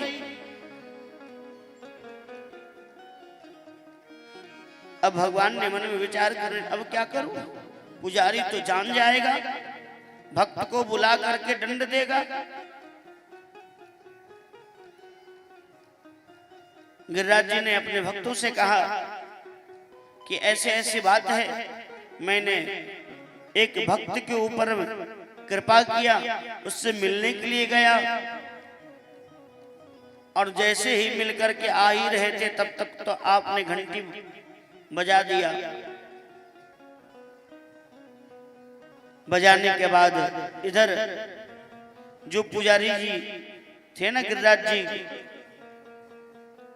उस दिन से मन में संकल्प किया, आज के बाद किसी भी भक्त को रोक टोक नहीं, मंदिर में हर कोई आ सकता है और हर कोई जा सकता है, ठाकुर सबके हैं, ठाकुर एक व्यक्ति का नहीं होते, भगवान सबके लिए। भगवान तो समदर्शी हैं, भगवान को सब सेवा कर सकता है, सब पूजा कर सकता है। इसीलिए आज गिरिराज जी के दर्शन करने के लिए जितने भी लोग आते हैं जाते हैं, हजारों हजारों लोग आते हैं, दर्शन करते हैं और चले जाते हैं। पहले नियम था कि पुजारी के अलावा मंदिर में कोई नहीं आता था। आज गिरिराज जी को मुखार वृंद में दर्शन करने के लिए जाएंगे तो ऐसे ही गिरिराज जी बैठे हुए हैं, सब आते हैं, उनके ऊपर दूध का अभिषेक करते हैं, 56 भोग आदि भोग लगाते हैं, उनका स्पर्श करते हैं और प्रणाम करके परिक्रमा प्रारंभ करते हैं। मुखार वृंद से परिक्रमा प्रारंभ करते हैं और फिर यहीं पे आकर के समाप्त करते हैं। इस प्रकार से परंपरा आज भी चल रहा है। इसलिए भगवान सबके ऊपर में कृपा करते हैं। इधर सारे ग्वाल बाल मिल करके ब्रज के अंदर में अपना जीवन यापन करने लगा। समय बीतता गया। एक दिन परीक्षित ने सुखदेव बाबा से कहा कि बाबा, मैंने सुना कि मेरे प्रभु जब वृंदावन में आए तो गोपियों के साथ में शरद पूर्णिमा के रात्रि में महारास लीला का आयोजन किए हुए। आप कृपा करके मेरे प्रभु किस प्रकार से रास किए, आप कृपा करके मुझे बताइए। तुरंत श्री सुखदेव बाबा ने राजा परीक्षित से कहा कि परीक्षित, एक समय की बात है जब भगवान प्यारे श्याम सुंदर सारे ब्रजवासी सो रहा था, सारे ब्रज के अंदर में ब्रज गोपिन ग्वाल बाल आदि सब सो रहा था। उस वक्त लाला कन्हैया उठ करके रात्रि 12 बज रहा था, यमुना नदी के किनारे कदम वृक्ष के नीचे वो यमुना का तीव्र धारा बहते हुए और अपने मन को लेकर के मन में शांत चित्त हो करके और बंसी बजाना प्रारंभ किया। ऐसा बंसी बजाया, ऐसा बंसी बजाया शरद पूर्णिमा के रात्रि में कि जितने भी ब्रज गोपिन थी, सारे ब्रज गोपिन को कान में जाकर के सूचना मिला कि कन्हैया सबको यमुना नदी के किनारे बुला रहे हैं। एक बार कन्हैया ने बंसी बजाया तो पूरे विश्व को, पूरे जगत को मोहित कर लिया। दूसरी बार कन्हैया ने बंसी बजाया तो सिर्फ उन्हीं गोपियों को कान में शब्द सुनाई दिया जिन गोपियों से कन्हैया ने 1 वर्ष के अंदर में पहले विवाह कर चुका था। उन्हीं गोपियों को कन्हैया ने यमुना नदी के किनारे रास में बुलाया, बंसी बजाना प्रारंभ किया। बंसी का शब्द को सुनकर के रात्रि 12 बज रहा था। सारे ब्रज गोपिन अपने छोटे छोटे बालकन को छोड़ करके, अपने सास ससुर पति को छोड़ करके, घर परिवार को छोड़ करके और सब दौड़ती हुई यमुना नदी के किनारे सब आ जाती है। सुखदेव बाबा ने कहा राजा परीक्षित से कि भगवान रास वहीं पे करते हैं जहां पे मन स्थिर हो जाता है। भगवान पीत रात्रि शरदोत्फुल्ल मालिका भिक्षयः रन्तु मनश्चक्रे योगमाया मुपाश्रितः। भगवान रास कहाँ करते हैं? जहां पे भक्त का मन स्थिर हो जाए। जब तक मन स्थिर नहीं होगा तब तक भगवान रास नहीं करते। शरद पूर्णिमा के रात्रि 12 बज रहा था। सारे ब्रज गोपिन अपने परिवार को छोड़ करके, अपने सास ससुर पति को छोड़ करके, छोटे छोटे बालकनों को छोड़ करके और यमुना नदी के किनारे कन्हैया के पास पहुंच जाती है। जब सब के सब गोपिन ब्रज गोपिन जाने लगी तो एक ब्रजवासियों ने देखा और जा करके अपने ब्रज गोपिन को पकड़ करके घर में बंद कर दिया और बाहर से ताला लगा दिया। ना तो घर खुलेगा और ना जाएगी। घर के अंदर बैठे बैठे समाधि लगा करके और भगवान का चिंतन करने लगी। एक शरीर जो था वो तो वहीं रह गया और दिव्य शरीर से भगवान के पास में ब्रज गोपिन पहुंच जाती है। तुरंत कन्हैया ने सारे ब्रज गोपियों को स्वागत किया। स्वागतम वो महाभाग प्रियम किम करवानि वा। अरे ब्रज गोपी आओ आओ, तुम लोगों का स्वागत है, स्वागत है। सबका स्वागत सत्कार किया, सब के सब चले आए। आने के बाद जब सब आ गए तब लाला कन्हैया ने ब्रज गोपियों से कहा, अरे ब्रज गोपियों, ये रात्रि 12 बज रहा है, तुमने अपने पति को छोड़ करके, सास ससुर को छोड़ करके, छोटे छोटे बालकों को छोड़ करके ये रात्रि में यमुना नदी के किनारे क्या करने के लिए आए हो? अच्छा, ये शरद पूर्णिमा की जो रात्रि है, चंद्रमा खिली हुई है, सुंदर सुंदर पुष्प जो खिला हुआ है, उसे देखने के लिए आई हो?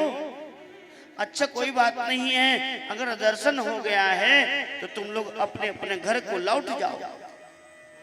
जैसे ही जाने की बात ब्रज गोपिन ने सुनी तो सब आश्चर्यचकित रह गई। सब मन में विचार करने लगी, अरे सखी देखो देखो, ये कन्हैया हम लोग के साथ में अच्छा नहीं कर रहा है। एक बार तो बंसी बजा करके सबको बुला लिया और अब सबको घर जाने के लिए कह रहा है। अरे सखी, अब तू ही बताओ, रात्रि में हम ब्रज गोपिन अपने घरों को छोड़ करके और घर से बाहर निकल के आ गए, अब वापिस जाएंगे तो कौन मुझे घर में घुसने देगा, कौन घर में रहने देगा? अब तो हम नहीं जाएंगे। कन्हैया ने सबको समझाया बुझाया, समझा बुझा कर सारे ब्रज गोपिन एकत्रित होकर के भगवान ने सबको मन को सांत्वना किया और भगवान ने सभी ब्रज गोपिन को लेकर के यमुना नदी कदम वृक्ष के नीचे बगल में ही रास मंडल था, रास करने के लिए लेकर के चले गए। सभी देवियों को सूचना मिला, माँ लक्ष्मी अपनी सखी सहेली के साथ में सज धज करके आ गई, माँ सरस्वती आ गई, माँ पार्वती सज रही थी भगवान के रास में आने के लिए। सुंदर वस्त्र आभूषण पहन करके, 16 श्रृंगार आदि कर करके माँ पार्वती तैयारी कर रही थी आने के लिए। उस वक्त भोले बाबा का दृष्टि पड़ गया पार्वती के ऊपर। भोले बाबा ने कहा, पार्वती इतने सज सवर करके कहाँ जा रही हो? पार्वती ने कही, स्वामी आपको पता नहीं, मेरे प्रभु मेरे श्याम सुंदर श्रीधाम वृंदावन में आस रास करने के लिए जा रहे हैं।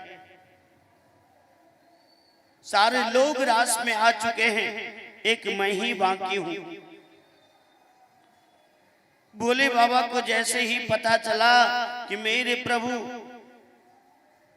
ब्रज गोपिन के साथ में रास करने जा रहे हैं और यहाँ पे मैं कैलाश पे बैठे बैठे क्या करूंगा, मुझे भी जाना चाहिए। तुरंत भोले बाबा ने पार्वती से कहा, अरे पार्वती ऐसा करो कि मुझे भी अपने संग लेकर के चलो। पार्वती ने मना किया, बोले स्वामी आप नहीं जा सकते। बोले क्यों? बोले उस रास में किसी पुरुष का प्रवेश नहीं है, वहां तो सिर्फ स्त्रियां ही जा सकती है, आप नहीं जा सकते। भगवान ने सिर्फ ब्रज गोपिन को ही बुलाया है, और आप तो गोपिन नहीं, आप तो गोप हैं, कैसे जाओगे? रास में जाने के लिए कम से कम गोपी भाव मन में आना चाहिए। जब तक गोपी भाव नहीं आएगा तब तक भगवान का साक्षात्कार नहीं होगा। बोले गोपी भाव कैसे आएगा? मां पार्वती ने कही, गोपी भाव लाने के लिए आपको पहले मानसरोवर में स्नान करना पड़ेगा। भोले बाबा ने श्रीधाम वृंदावन में जाकर के मानसरोवर में स्नान करके आए। आने के बाद भोले बाबा ने पार्वती से कहा कि पार्वती मुझे जैसा तुम सज धज करके सवर करके जाने के लिए तैयार हुई ना, ऐसे ही मुझे सजा दो। माँ पार्वती ने कही, ये जटा जो इतने बड़े बड़े आप रखे हैं, वो जटा को क्या होगा? ये जो नाग है फुफकार कर रहा है, कान में बिच्छू लटकाए घूम रहे हैं, इस सब का क्या होगा? इसको तो हटाना पड़ेगा, जटा मुड़वाना पड़ेगा, ये डमरू त्रिशूल हटाना पड़ेगा। भोले बाबा ने कहा, पार्वती कोई उपाय तो करो, तुम्हारे पास तो बहुत वस्त्र पड़ा हुआ है, जटा में इतने वस्त्र लपेट दो, इतने वस्त्र लपेट जो किसी को पता ना चले। सांप और बिच्छू को ऐसे ढक दो, इतने बड़े घूंघट कर दो, किसी को पता ही नहीं चलेगा कि इसके अंदर में सखी है या सखा है। मां पार्वती ने ऐसे ही करी, जैसे अपने सज सवर करके तैयार हो जाती है, उसी प्रकार भोले बाबा को सुंदर सुंदर वस्त्र पहना करके तैयार कर देती है। और आगे आगे मां पार्वती और पीछे पीछे भोले बाबा जा रहे हैं। बाबा ने कहा, पार्वती रास्ते में अगर कोई पूछ दे, रासलीला के अंतर्गत अगर कोई पूछे, सखी सहेली पूछे, प्रभु श्याम सुंदर अगर पूछे, तो ये बताना कि मेरी सहेली है, ये मत बता देना कि मेरे स्वामी हैं, नहीं तो मेरा सारा भंडा फूट जाएगा। अब मां पार्वती भोले बाबा को लेकर के अपने सखी सहेली के साथ में सज धज करके श्रीधाम वृंदावन के और भगवान के रास में पधारने लगे। बोलो वृंदावन बिहारी लाल की जय हो। आइए हम और आप मिल करके भोले बाबा के साथ में भगवान श्याम सुंदर ब्रज गोपिन के बीच में रास में प्रवेश करते हैं। एक दिन ओ भोले भंडारी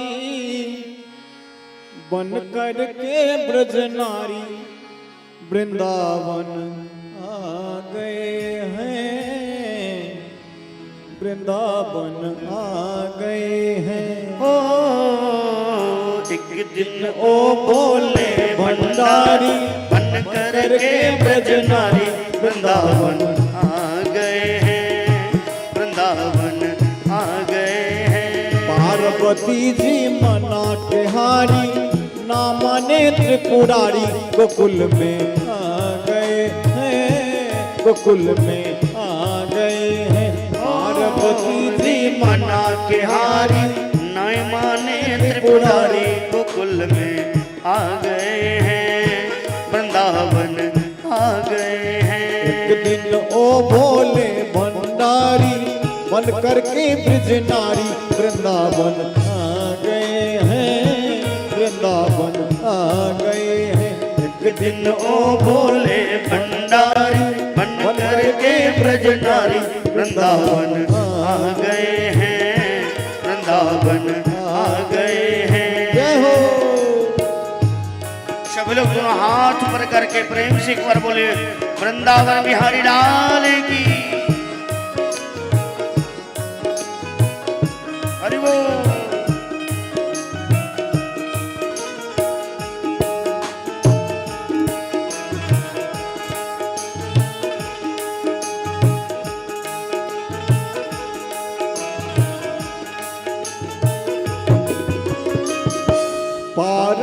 पति से बोले मैं भी चलूंगा तेरे संग में, हाय संग में। पार्वती से बोले मैं भी चलूंगा तेरे संग में, तेरे संग में। राधा संग मोहन नाचे, मैं भी नाचूंगा तेरे संग में, हाय संग में। राधा संग श्याम नाचे मैं भी नचूंगा तेरे संग में, तेरे संग में। रास रचेगी, रास रचेगी ब्रज में भारी, हमें दिखाओ प्यारी। वृंदावन आ गए हैं, वृंदावन आ गए हैं। रास रचेगी ब्रज में भारी, हमें दिखाओ प्यारे। वृंदावन आ गए हैं, वृंदावन आ गए हैं। जय हो। श्री राधे। एक बार दोनों हाथ भर करके सभी लोग प्रेम से बोलिए रास बिहारी भगवान की।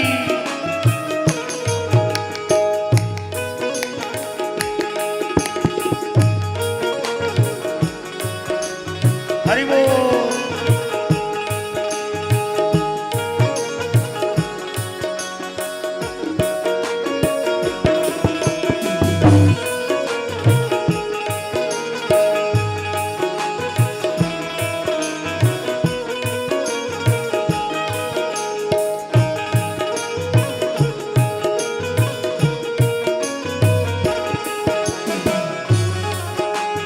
जय हो।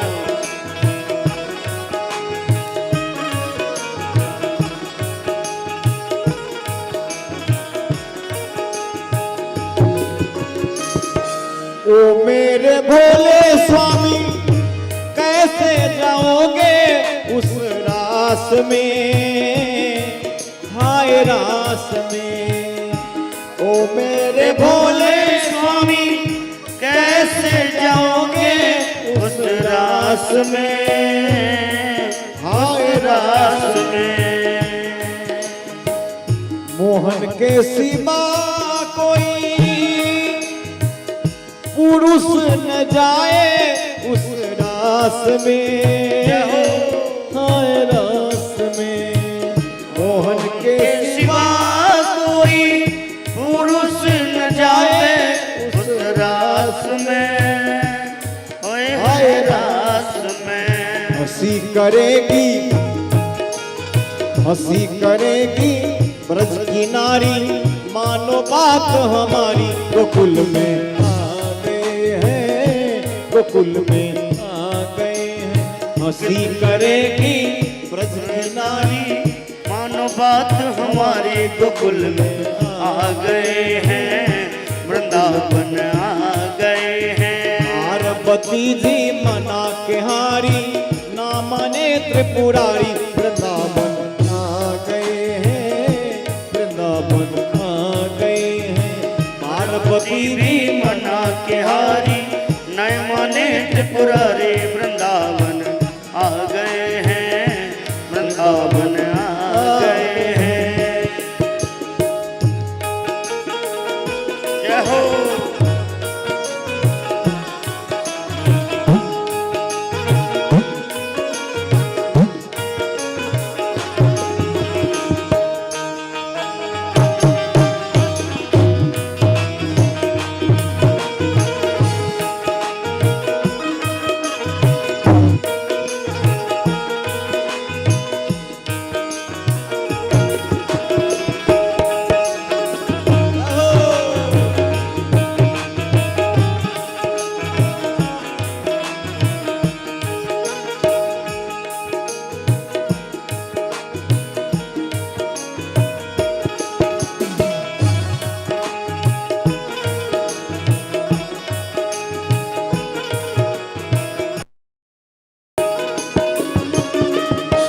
ऐसा बना दो मुझे कोई न जाने इस राज को, हाय राज को। ऐसा बना दो मुझको कोई न जाने इस राज को, हाँ हाँ राज को। ये है सहेली मेरी, ये है सहेली मेरी, ऐसा बताना ब्रजराज को, ब्रजराज को। ये है सहेली मेरी ऐसा बताना ब्रजराज को, ब्रजराज को। लगा के जूरा, जहो लगा के जूरा, पहन के साड़ी, चाल चले मतवाली, वृंदावन आ गए हैं, वृंदावन आ गए हैं। लगा के जूरा, पहन के सारी चाल चले मतवाली, वृंदावन आ गए हैं, वृंदावन आ गए हैं। दिन ओ भोले भंडारी, बंद करके ब्रज नारी, गोकुल में आ गए हैं, गोकुल में आ गए हैं। दिन ओ भोले भंडारी बन करके भजनारे वृंदावन आ गए हैं, वृंदावन आ गए हैं। हरि बोल।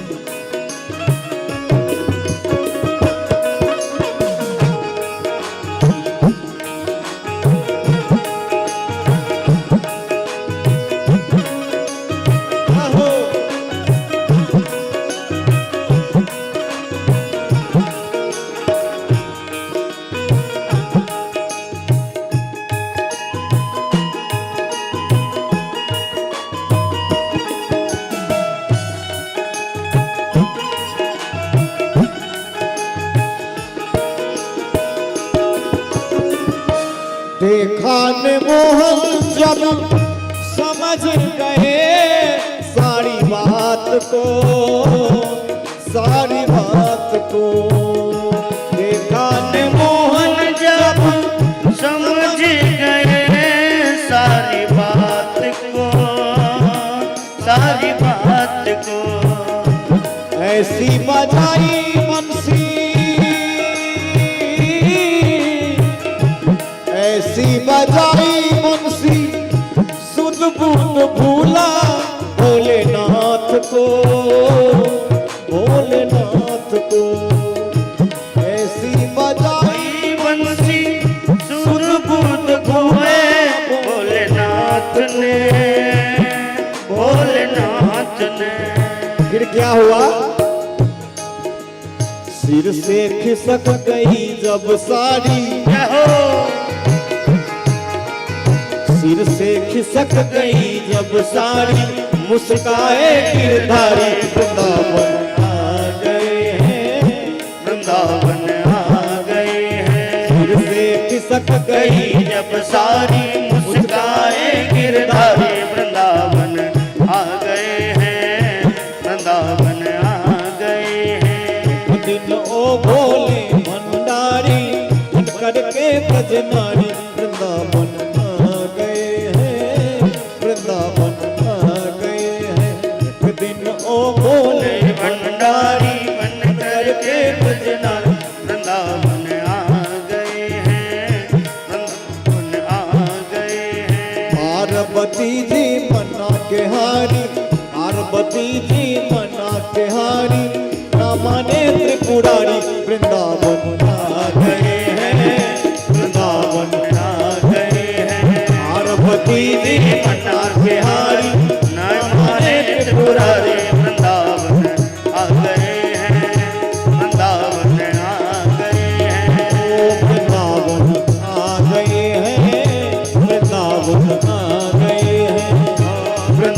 वृंदावन आ गए हैं, वृंदावन आ गए हैं, हो वृंदावन आ गए हैं, वृंदावन आ गए हैं।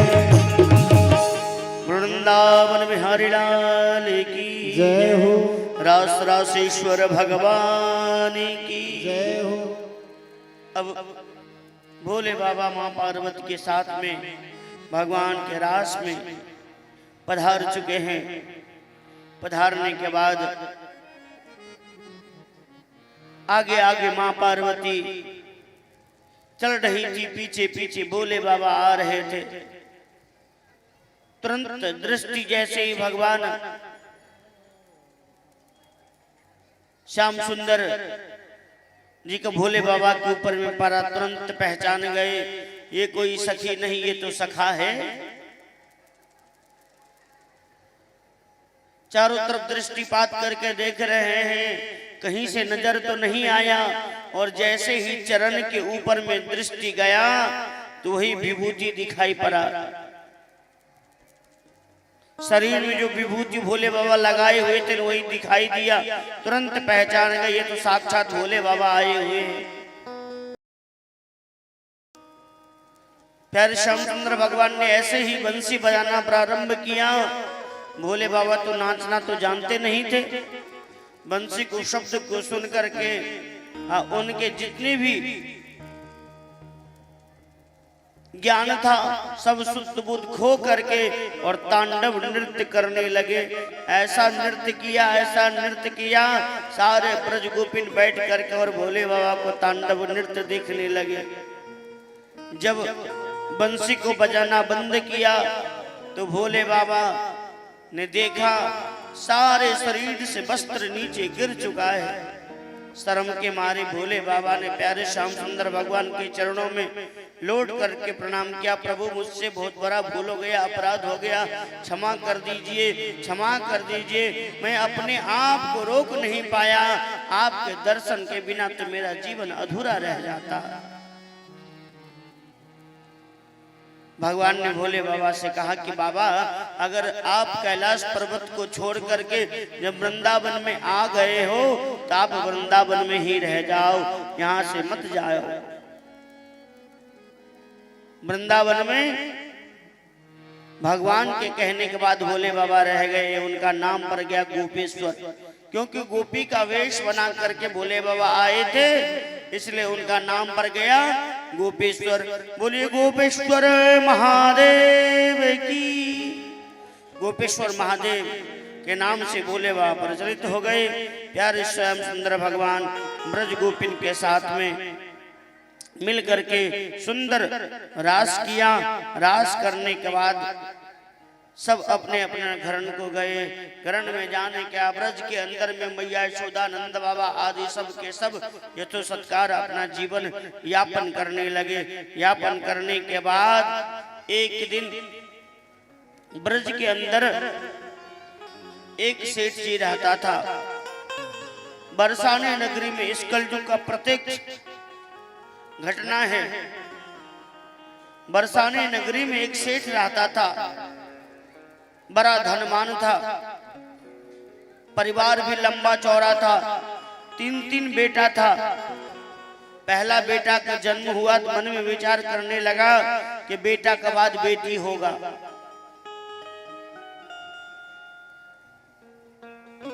दूसरा बेटा हुआ, दूसरा बेटा के बाद मन में विचार करने लगा कि दूसरे बेटे के बाद बेटी होगा। लेकिन 3 बेटा का जन्म हुआ, घर में बेटी का जन्म नहीं हुआ। तीनों बेटा को लेकर के जीवन यापन करने लगे।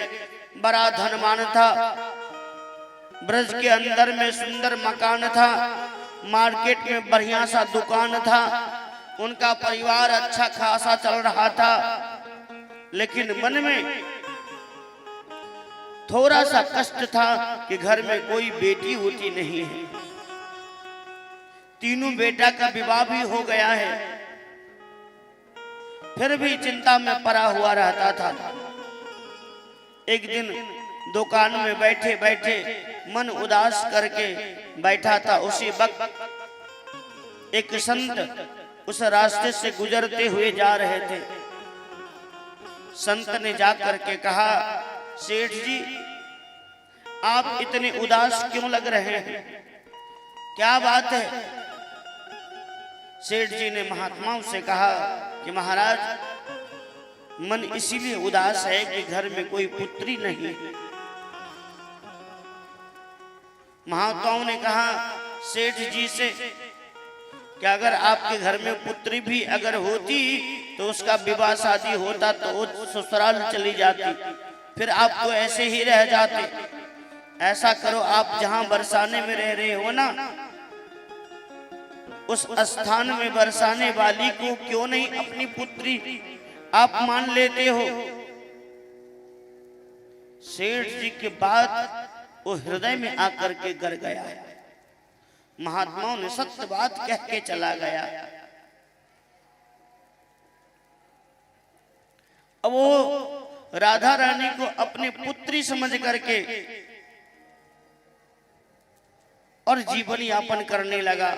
दौड़ करके गया मार्केट, एक सुंदर तस्वीर लेकर के आया, सुंदर पुष्प आदि माला आदि लेकर के, और दौड़ते हुए उस बरसाने की चोटी पे जाके के गया और पुजारी को तस्वीर देख करके और पुजारी जी से कहा कि राधा रानी को चरण में स्पर्श करके आप मुझे दे दो। स्पर्श जैसे ही हो चित्रपट को पुजारी ने सेठ जी को दिया। सेठ जी को लेते ही मात्र उनके हृदय में एक रोमांच होने लगा, शरीर से पसीना गिरने लगा, शरीर का सारा रोम खड़ा हो गया कि ऐसा प्रतीक हो रहा है कि साक्षात किशोरी जी ही मेरे गोद में आकर के बैठ गई और अपने पुत्री समझ करके और उनका चिंतन करना प्रारंभ कर दिया। अपने दुकान में उस तस्वीर को लगा करके और अपनी बेटी समझ करके उनका भजन करना प्रारंभ कर दिया। समय बीतता गया। एक दिन सेठ जी के परिवार में बहुत बड़ा त्योहार आया। त्योहार आने के बाद सेठ जी के आंगन में एक चूड़ी बेचने वाली आई। चूड़ीहारी जोर जोर से आवाज लगाई। आवाज लगाने के बाद चूड़ीहारी पहुंच गई उसी सेठ जी के यहाँ। सेठ जी का बड़ी बहू आई, चूड़ी पहन करके चली गई। छोटी आई, वो भी पहन करके चली गई। बड़ी आई, वो भी पहन करके चली गई। तीनों बहू रानी चूड़ी पहन करके चली गई। आजकल तो देखते छोटे छोटे बालिकाएं जो होती है ना, उसको भी चूड़ी पहनने का शौक होता है। राधा रानी मन में विचार करने लगी, सब तो चूड़ी पहन करके चली गई, मैं भी जाती हूँ। राधा रानी गई, चूड़ी हारिन से कहने लगी कि आप मुझे भी चूड़ी पहना दोगे क्या? चूड़ीहारी ने उस छोटे से बालिका को शब्द को सुन करके मुग्ध हो जाती है और एक टक निगाह से देखती है। वो सुंदर स्वरूप राधा रानी को देख करके देखती रह गई, भूल गई अपने आप को। गोदी में बिठा करके और दोनों हाथन में चूड़ी पहना करके और वहां से चली जाती है। चूड़ी पहनाने के बाद नगर गांव में भ्रमण करती करती वो चूड़ी बेचने वाली पहुंच गई। कहां? सेठ जी के पास।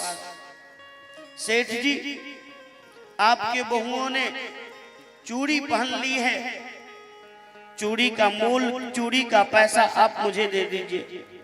सेठ जी एक एक करके तीनों बहुओं को जो पैसा उचित था चूड़ीहारिन को दे दिया। चूड़ी बेचने वाली ने कही, सेठ जी आपके घर में 3 बहुओं को बाद भी एक लाली चूड़ी पहन करके गई है, उसका भी पैसा आप मुझे दो। सेठ जी ने कहा कि मेरे घर में 3 के अलावा चौथा तो कोई है ही नहीं।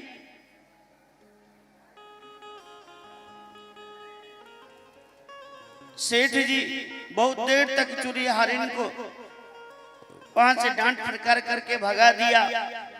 चुरहारिन तो चली जाती हैं। सेठ जी दिन भर दुकान आदि व्यापार करके आए, रात्रि में भोजन आदि प्रसाद पा करके जैसे ही सोने के लिए गए तो स्वप्न में राधा रानी ने दर्शन दी और राधा रानी ने कही सेठ जी से कि पिताजी आपको 3 बहुओं तो याद आया, आपने 3 बहुओं को पैसा तो आपने चुका दिया, लेकिन आपने एक बेटी को भूल गए। 3 बहुओं याद आया और एक बेटी को आपने भूल गए। जैसे ही सेठ जी का ध्यान खुला, नींद से बाहर आए, आंख से अश्रुपात करने लगे, रोने लगे। दौड़ करके सुबह उठते ही मात्र पैसा लेकर के चुरहारिन को देने के लिए सेठ जी गए। सेठ जी ने कहा चुरहारिन से तुम धन्य हो, जिसके लिए मैं दिन रात तरसता रहता हूं, जिसे देखने के लिए आंख तरस गया, उनको तुम अपने हाथन से चूड़ी पहना करके आई हो। लो, जितना पैसा चाहिए उतना तुम पैसा ले लो, तुम तो धन्य हो गए हो। इसलिए कहा गया है भगवान को आप अपना जब तक नहीं समझेंगे तब तक भगवान आपको नहीं समझेंगे। सेठ जी अपने श्री राधा रानी को पुत्री बना करके और जीवन यापन करने लगे। वृंदावन बिहारी लाल की जय। ये ब्रज की सच्ची घटना है। इस प्रकार से श्री सुखदेव जी ने राजा परीक्षित से कहा कि परीक्षित, भगवान श्याम सुंदर ब्रज गोपिन के साथ में सुंदर रास लीला करके और यथोसत्कार अपना जीवन यापन करने लगे। उसी वक्त नारद जी महाराज मथुरा जा करके और कंस को सूचना दिया कि कंस तुम भूल गया है, आकाशवाणी ने कहा था देवकी का 8वां लाल तेरा काल होगा, काल होगा। वो काल कोई और नहीं है, मैया यशोदा और नंद बाबा के लाला जो गोकुल में खेल रहा है ना, वृंदावन में खेल रहा है ना, वही देवकी का 7वां और 8वां लाल है और उन्हीं के हाथ से तेरा मृत्यु है। मैं देखना चाहता हूं कि आज से ठीक तीसरे दिन कृष्ण और बलराम मारा जाना चाहिए। कंस घबराने लगा, मेरा काल अभी तक जीवित है। और इतनी सी बात कह करके नारद जी चले आए वृंदावन और वृंदावन में आकर के कन्हैया और बलराम जी से कहा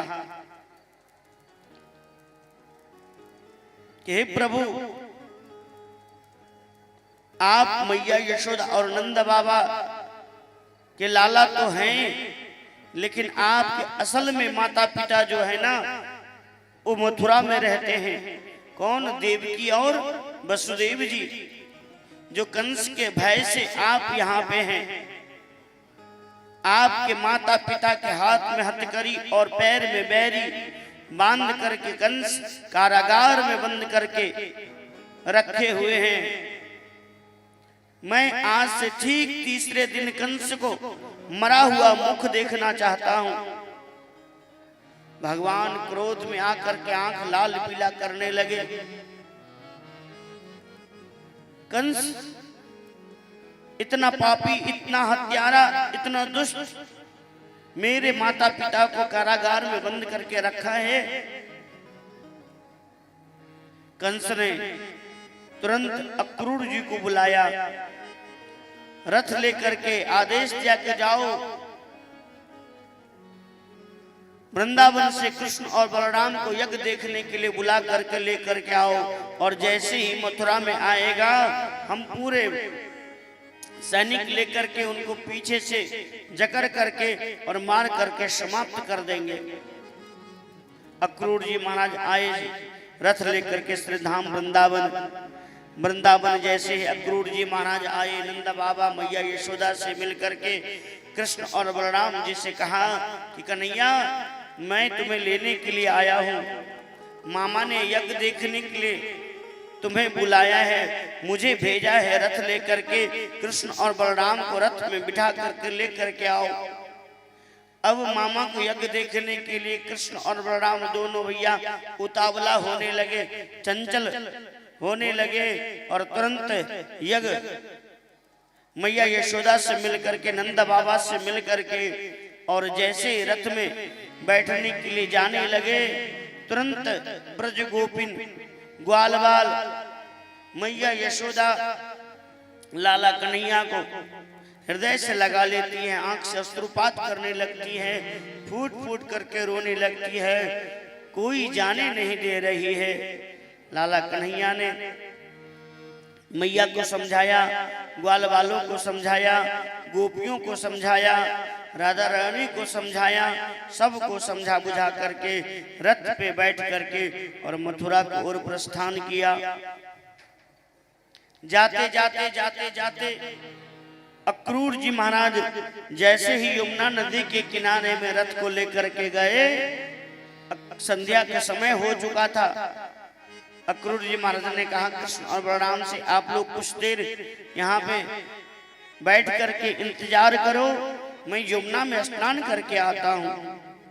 अक्रूर जी महाराज ने जैसे ही यमुना जी में स्नान करने के लिए गए, डुबकी जैसे ही लगाया, डुबकी लगाते मात्र अक्रूर जी ने क्या देखा, जिस रथ को मैं यमुना नदी के किनारे ऊपर रख करके आए हूं, वो रथ तो यमुना जल में ही दिखाई देता है और उस रथ पे कृष्ण और बलराम बैठा हुआ है। जल से बाहर निकल करके आया तो वही कृष्ण और वही बलराम, जल में डुबकी लगाता है वही कृष्ण वही बलराम, भ्रम हो गया। जिस प्रकार मां कौशल्या को भ्रमण हुआ था, उसी प्रकार अक्रूर जी को भ्रम हुआ। मां कौशल्या ने जहां देखती थी, जिधर देखती थी, उधर प्रभु श्री राम दिखाई देता है। यहाँ वहां दुई बालक देखा, उसी प्रकार अक्रूर जी महाराज यमुना जल के नीचे भी कृष्ण और बलराम को दर्शन किया और जल के बाहर भी रथ पे कृष्ण और बलराम को दर्शन किया। अक्रूर जी महाराज समझ गए ये कोई बालक नहीं है, ये तो साक्षात नारायण है, नारायण। अक्रूर जी महाराज स्नान करके संध्या वंदन आदि करके भगवान के चरणों में लौट करके प्रणाम किया। प्रणाम करने के बाद अक्रूर जी ने कहा कि कन्हैया बगल में मेरा घर है, आप दोनों भैया चलो, रात्रि पर प्रसाद आदि पा करके विश्राम करेंगे, कल प्रातः कालीन सुबह मथुरा को ओर प्रस्थान करेंगे। कन्हैया ने कहा अक्रूर जी से, चाचा अब तो पहले मैं मथुरा जाऊंगा, यज्ञ देख करके जब लौट करके पुनः जब आऊंगा ना, उसके बाद मैं आपके यहाँ विश्राम करूंगा। अभी तो मैं पहले मामा के यज्ञ देखने के लिए जाऊंगा। अक्रूर जी महाराज रथ लेकर के मथुरा को ओर प्रस्थान किया। मथुरा के सीमा पे आकर के कृष्ण और बलराम रथ से नीचे उतर गया। अक्रूर जी महाराज रथ को लेकर के चले गए। कृष्ण और बलराम दोनों भैया अब पैदल मामा को यज्ञ देखने के लिए जा रहे हैं। जब पैदल कुछ देर आगे बढ़ते हैं, इतने ही देर में ग्वाल वालों ने आकर के चारों तरफ से घेर लिया। बोले कन्हैया तूने अच्छा नहीं किया, माखन चोरी किया तो साथ में लेकर के किया, गौचारण किया तो साथ में किया, वनभोज आदि किया तो साथ में किया। जब भी वृंदावन में जहां जाता था तो साथ में लेकर के जाता था, और इतने बड़े यज्ञ देखने के लिए तुम जा रहे हो, एक बार हम ब्रजवासियों को पूछा तक भी नहीं। कन्हैया ने कहा अरे ब्रजवासियों, मैं तो जल्दीबाजी में तुम लोगों को बताना ही भूल गया। चाचा रथ लेकर के आए थे, जल्दीबाजी में बैठ करके दोनों भैया चले आए हैं। अच्छा तुम लोग आ गए हो तो चलो साथ में। ग्वाल बाल को लेकर के आगे आगे कन्हैया और पीछे पीछे सारे ग्वाल बाल सबसे प्रथम पहुंच गए मथुरा के उस घाट पे जहां पे सारे धोबी कपड़ा धो रहा था। धोबी घाट पे पहुंच गया। धोबी घाट पे पहुंचते मात्र दूर से कन्हैया ने कहा, मामा राम राम। सारे धोबी जो कपड़ा धो रहा था पीछे मुड़ करके देखने लगा, भैया ये आवाज कहां से आ रहा है। देखा तो ग्वाल बाल धोबी का जो सरदार था उसने कहा, भैया मैं तुम्हारे मामा कब से बन गए। कन्हैया ने कहा, देखो धोबी इस नगरी का राजा कौन है। बोले कंस। बोले कंस हमारे कौन लगेंगे। बोले वो तो आपको मामा लगेंगे। तो मथुरा नगरी में जो भी हैं वो मामा के नाते से आप भी तो उनके भक्त हो, आप भी तो उनको सेवक हो, इसीलिए आप लोग भी हमारे मामा हुए। धोबी अनाप शनाप बोलने लगा। कन्हैया ने जाकर के धोबी से कहा कि धोबी मामा सावधान हो जाओ, एक बार तो तुम मुझसे बच चुके हो। तूने अयोध्या में किशोरी जी के ऊपर में लालचना लगा करके और उनको वन भिजवा दिया। उस वक्त मैं मर्यादा पुरुषोत्तम राम होने के नाते से तुमको कुछ नहीं कह पाया, लेकिन आज तुम कुछ भी बोलोगे मैं बर्दाश्त नहीं करूंगा। आज मुझसे तुझे कोई बचाने वाला नहीं आएगा। कन्हैया का क्रोध आया। क्रोध में आकर के अपना एक हाथ उठा करके धोबी मामा को कनपट्टा पे जैसे ही जोर से जमाया, जमाते मात्र धर से सर कट करके नीचे गिर गया। धोबी का उद्धार हो गया। बोले धोबी उद्धारण भगवान की। जैसे धोबी का सरदार मारा गया, एक एक करके सब खाली करके सब भाग गए। ग्वाल वालों ने कहा, कन्हैया ये देख हम ब्रजवासी देखने में कैसे लग रहे हैं। ये फटे पुराने मैले वस्त्र पहन करके यज्ञ देखने के लिए आ गए हैं। मामा देखेंगे क्या कहेंगे, ये इतने वस्त्र परा हुआ है, कम से कम इसमें से एक एक तो दिलवा दो। कन्हैया ने कहा, जिसको जो पसंद आ रहा है ले लो। ग्वाल बाल सारे ब्रजवासियों ने जो वस्त्र पसंद आया वो वस्त्र लेकर के पहन लिया। ग्वाल बाल तो जितने भी सब छोटे छोटे और मामा कंस के जितने भी सेवक था वो बहुत बड़े बड़े थे, बड़े बड़े पहलवान था। उसका वस्त्र धोबी धो रहा था धोबी घाट पे। अब ग्वाल बाल वस्त्र पहन करके चल रहा था, आगे आगे और पीछे पीछे झाड़ू लग रहा था। ब्रजवासियों ने कहा, कन्हैया अब मामाओं को झाड़ू लगाने की कोई आवश्यकता नहीं है, हम लोग तो जा रहे हैं, आगे आगे पीछे से झाड़ू भी लग रहा है, क्या ये अच्छा लग रहा है। कोई दर्जी उर्जी अगर सामने में दिखाई दे तो हम ब्रजवासियों को ये वस्त्र को कटवा करके और सुंदर सुंदर बगलबंदी आदि बनवा दो। मथुरा के बाजार में जैसे ही कन्हैया ने प्रवेश किया, एक लाइन से दर्जी का दुकान था। लाला कन्हैया ने दर्जियों से कहा, अरे दर्जी मामा मेरे ग्वाल वाल को वस्त्र सीधे कर दोगे क्या, ठीक कर दोगे क्या। घंटों का काम मिनटों में कर करके तैयार कर दिया। सारे ब्रजवासी सुंदर सुंदर वस्त्र पहन करके बगलबंदी आदि पहन करके और कन्हैया के साथ में यज्ञ देखने के लिए तैयार हो गया। बलराम जी ने कहा, कन्हैया इतने बड़े काम करवाए हो दर्जी से, कुछ तो दे दो। कन्हैया ने सभी दर्जियों का आशीर्वाद दिया कि जाओ, मेरा आशीर्वाद है तुम कभी भूखे नहीं मर सकते। आज भी वो समय है, लगन त्योहार के दिन, विवाह शादी के दिन दर्जी इतना कमा लेता है, इतना कमा लेता है कि 6 महीना बैठ करके खाता है, वो समाप्त नहीं होता है। ये भगवान का आशीर्वाद है। इस प्रकार से सारे ब्रजवासी को लेकर के जा रहे थे। ब्रजवासियों ने कहा कन्हैया हम ब्रजवासी वस्त्र आदि तो पहन लिए और जब तक थापर था हुआ चंदन नहीं पहनेंगे, माला नहीं पहनेंगे, तब तक ब्रजवासी नहीं कहलाएंगे। रास्ते में एक माला बेचने वाला था। कन्हैया ने आदेश दिया, सारे ब्रजवासी एक एक माला पहन लिया। एक कुब्जा नामक दासी थी जो नित्य प्रतिदिन चंदन घिस करके जाती थी अपने महाराजगंज को चंदन लगाने के लिए। रास्ते में चंदन का कटोरा लेकर के आ रही थी। कन्हैया ने कहा रे कुब्जा, मेरे ग्वाल बाल को चंदन लगा दोगी क्या? वो चंदन को कटोरी दो भाग में वितरण कर दिया। एक कटोरी ग्वाल बाल को दे दिया और एक कटोरी अपने हाथ में रख लेती हैं और अपने हाथन से लाला कन्हैया को चंदन उचक उचक करके लगाती है। चंदन तो लगा दी। बलराम जी ने कहा भैया कुछ प्रसाद इसे भी दे दो।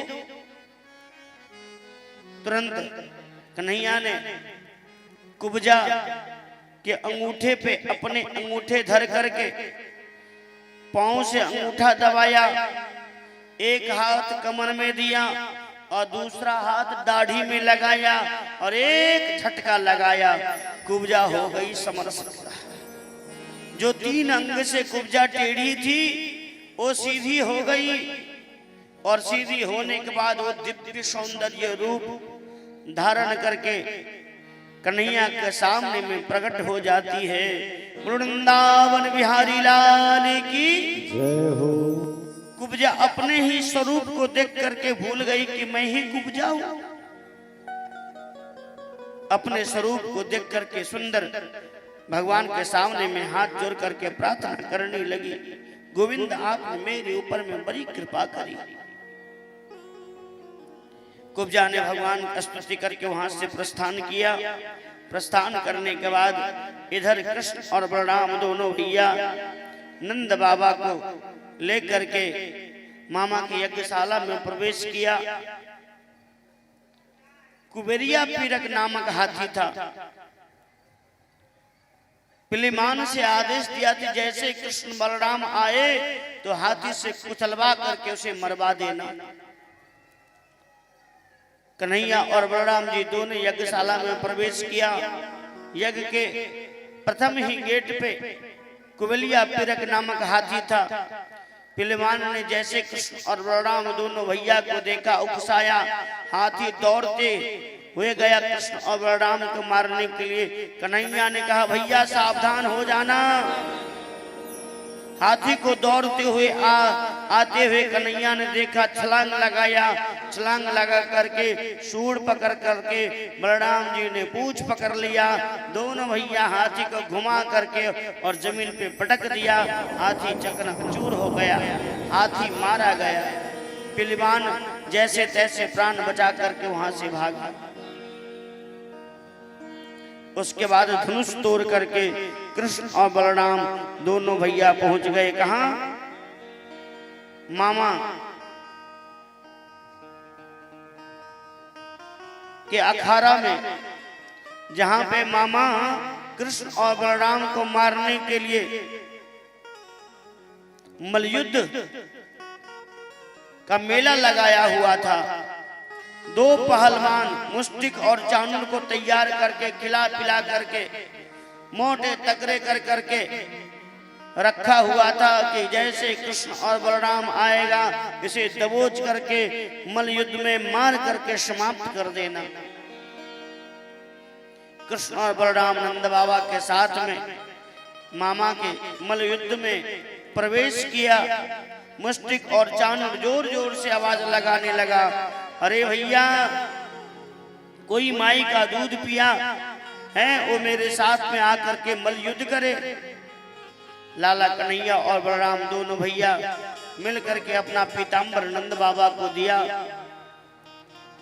और मल युद्ध के अखाड़े में प्रवेश किया। और मुष्टिक और चाणूर के साथ में बड़ा भयानक मलयुद्ध होने लगा। लेकिन भगवान के सामने में ज्यादा देर तक टिक नहीं पाया, मुष्टिक और चाणूर को मार करके समाप्त कर दिया। अब सब मर गए, बच गए एक कौन, मामा कंस। अब कंस के अंदर में बाई घुस गया, बीपी हाई हो गया, ब्लड प्रेशर तेज हो गया, सारे बीमारी कंस को सताने लगा। कंस घबराया, चिल्लाने लगा, अनाप शनाप बोलने लगा, नंद को मारो, वसुदेव को मारो, कृष्ण को मारो, बलराम को मारो, मारो मारो करना प्रारंभ कर दिया। कन्हैया ने कहा बलराम जी से, भैया मामा कह रहे हैं कि उरी दिखाओ, उरी दिखाओ, उरी दिखाओ। कंस समझ गया ये कोई उरी उरी दिखाने के लिए मेरे पास नहीं आ रहा है, ये तो कृष्ण और बलराम मुझे मारने के लिए पैतरा अजमा रहा है। एक ने कहा मैं 2 हाथ दूरी लगा सकता हूं, दूसरे ने कहा मैं 5 हाथ, बलराम जी ने कहा मैं 19 हाथ तक छलांग लगा सकता हूं, और मामा 20 हाथ ऊपर बैठे हुए हैं, मामा देखेंगे नहीं तो उरी लगाने से फायदा क्या होगा। कन्हैया ने छलांग लगाया, 20 हाथ ऊपर सिंहासन पे बैठे हुए मामा कंस। कन्हैया जाकर के पीछे से बाल पकड़ करके और कंस से कहा कि मामा वह दिन का याद कर मामा, जिस दिन तूने मेरे मैया देवकी को बाल पकड़ करके रथ से नीचे उतार करके मारने का प्रयास किया था, वही देवकी का 8वां लाल मैं तेरा काल हूं।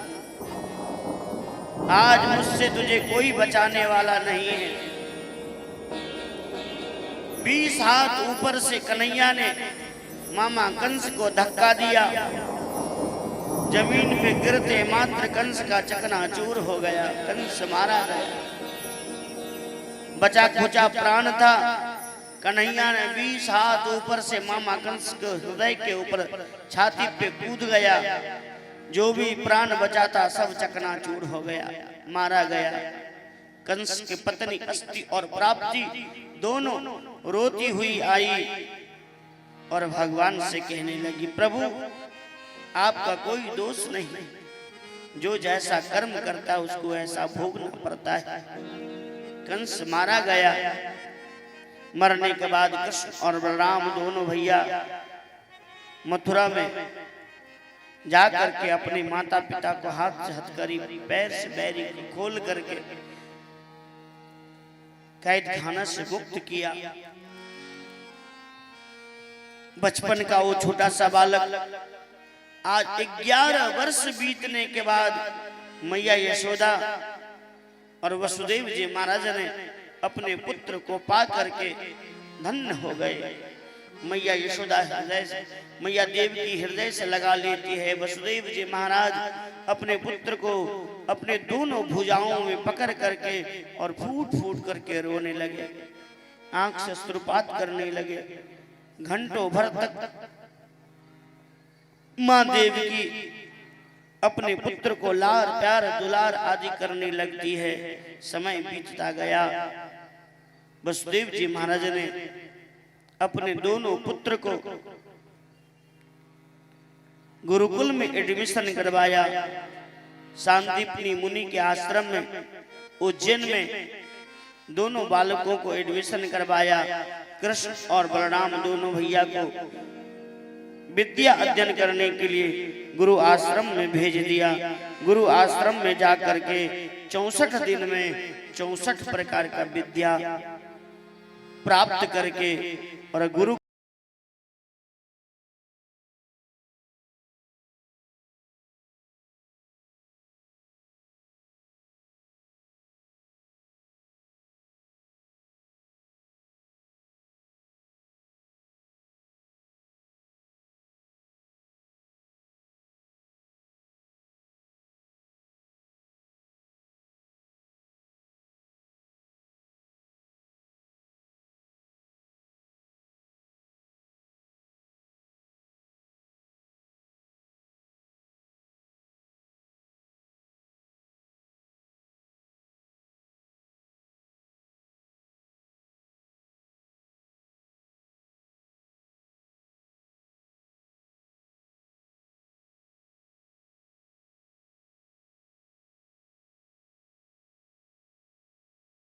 कोई ज्ञानवान नहीं है।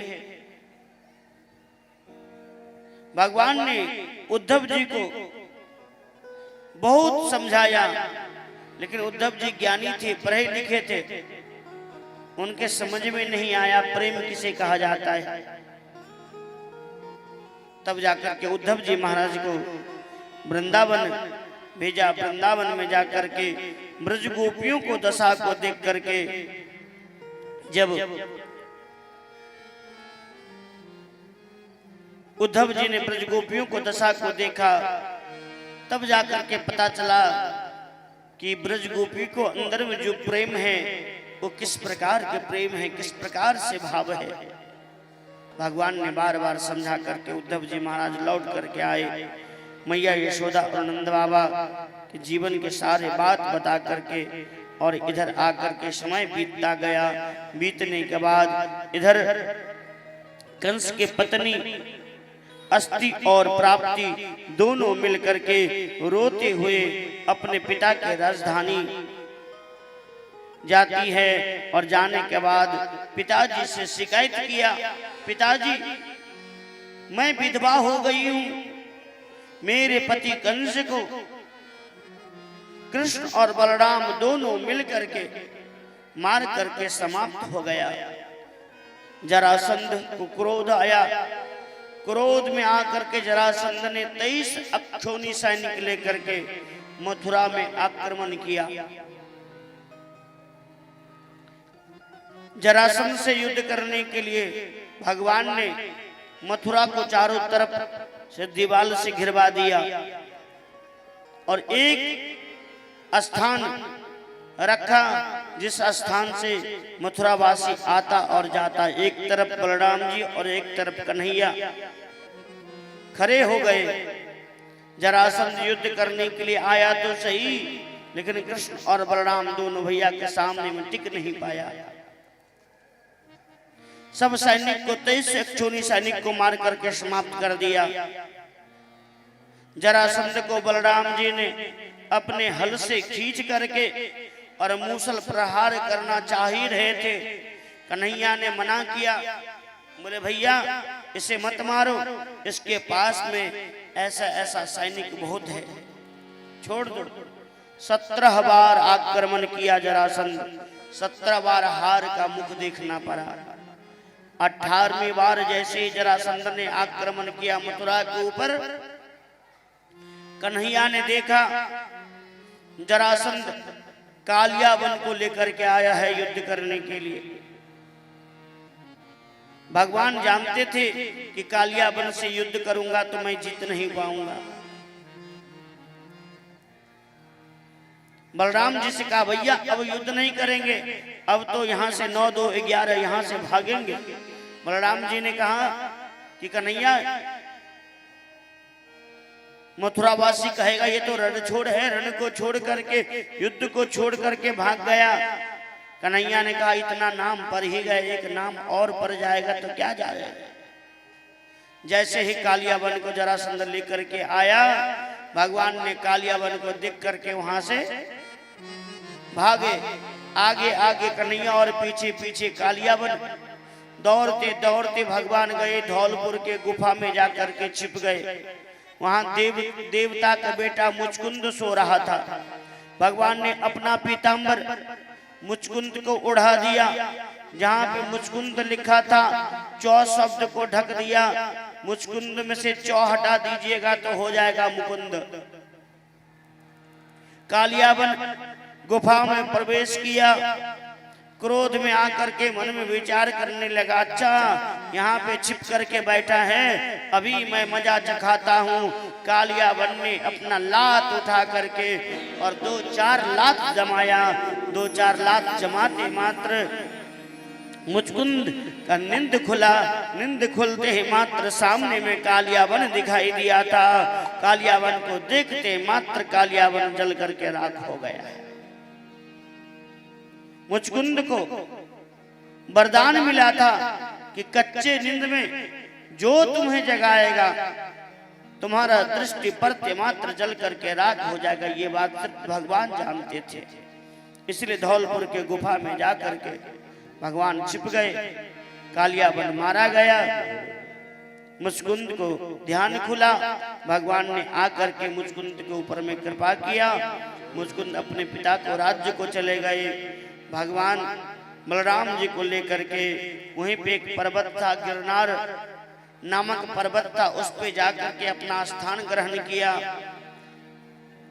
इधर जरासंध ने उस पर्वत को चारों तरफ से घेर करके महीनों दिन तक इंतजार किया। जब भगवान पर्वत से नीचे नहीं उतरे, उस पर्वत में जरासंध ने आग लगा दिया। जहां कहीं होगा वहां पे जल करके राख हो जाएगा, और आग लगा करके वहां से लौट गया और पूरे मथुरा में चारों तरफ दुल्हो पिटवा दिया। कृष्ण और बलराम मारा गया। युद्ध में मैं विजयश्री को प्राप्त किया। जय जयकार होने लगा। जय जयकार होने के बाद इधर जरासंध लौट गया और कृष्ण और बलराम दोनों भैया वहीं पे गिरनार पर्वत के बगल में ही समुद्र बह रहा था। समुद्र में एक छोटा सा टापू था, उस टापू में छलांग लगा करके और एक सुंदर नगरी का निर्माण किया, जिस नगरी का नाम था द्वारका। द्वारकापुरी का निर्माण करके, सुंदर नगरी का निर्माण करके रातों रात कन्हैया ने पूरे मथुरा वासी को सोते हुए अवस्था में सबको लेकर के द्वारका में स्थापित कर दिया।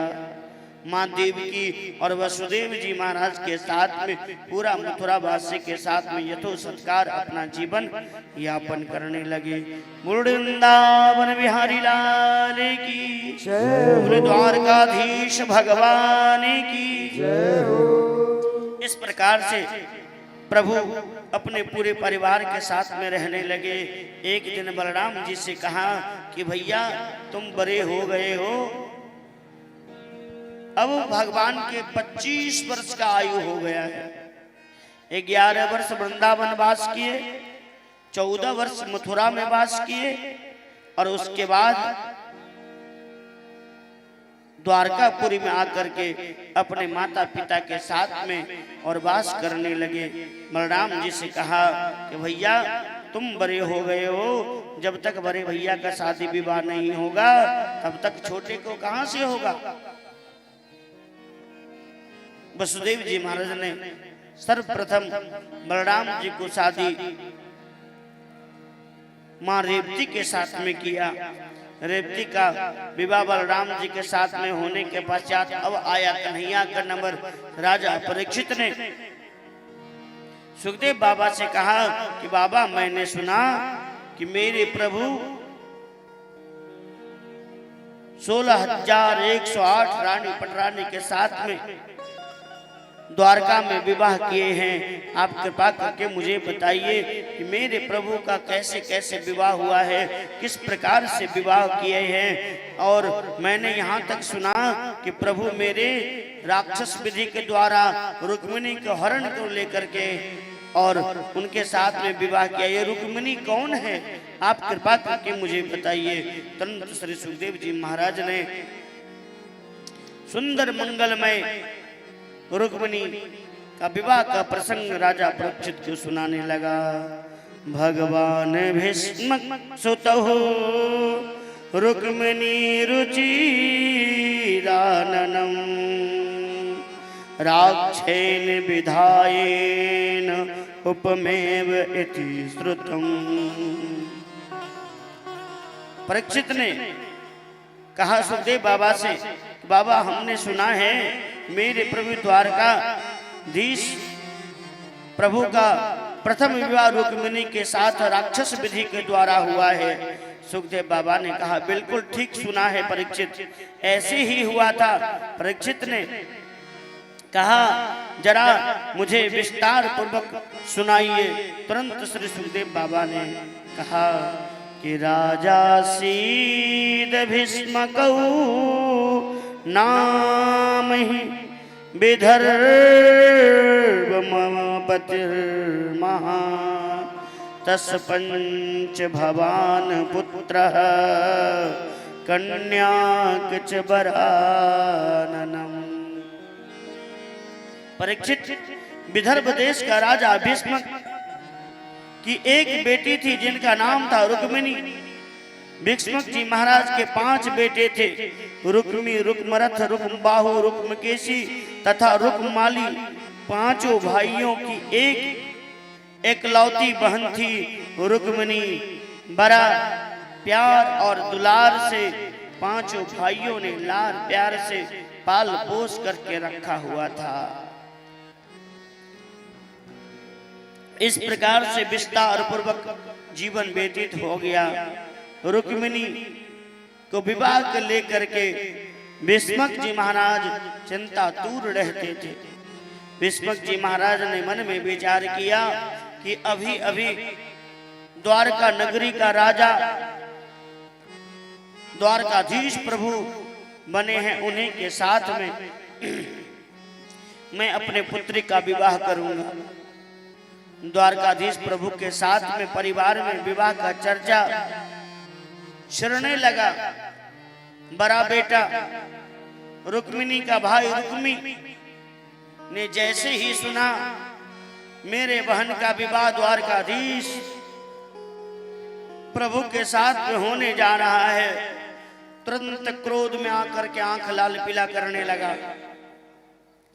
पिताजी से कहा, खबरदार पिताजी, मैं अपने बहन का विवाह उस द्वारकाधीश के साथ में नहीं करूंगा। वो भगोरा है, वो छलिया है, वो कपटी है, वो रणचोर है, वो माखन चोर है, वो चीट चोर है। मैं ऐसे चोर के साथ में अपने बहन का विवाह नहीं करूंगा। आप बूढ़े हो गए हैं, आप घर में बैठ जाइए, मैं अपने बहन का विवाह सुंदर राजकुमार के साथ में करूंगा। और घर से निकल गया लड़का देखने के लिए। पहुंच गया कहां? अपने मित्र शिशुपाल के पास। शिशुपाल से कहा, मित्र शिशुपाल, तुम्हारे नजर में कोई राजकुमार हो तो मुझे बताओ, मैं अपने बहन का विवाह करना चाहता हूं। शिशुपाल ने कहा, मित्र रुक्मी, मैं तो तेरा मित्र हूं, मैं भी राजकुमार हूं, मेरा भी विवाह नहीं हुआ है, तो कहां भटकोगे, कहां ढूंढोगे? ऐसा करो, तुम अपने बहन का विवाह मेरे साथ में कर दो।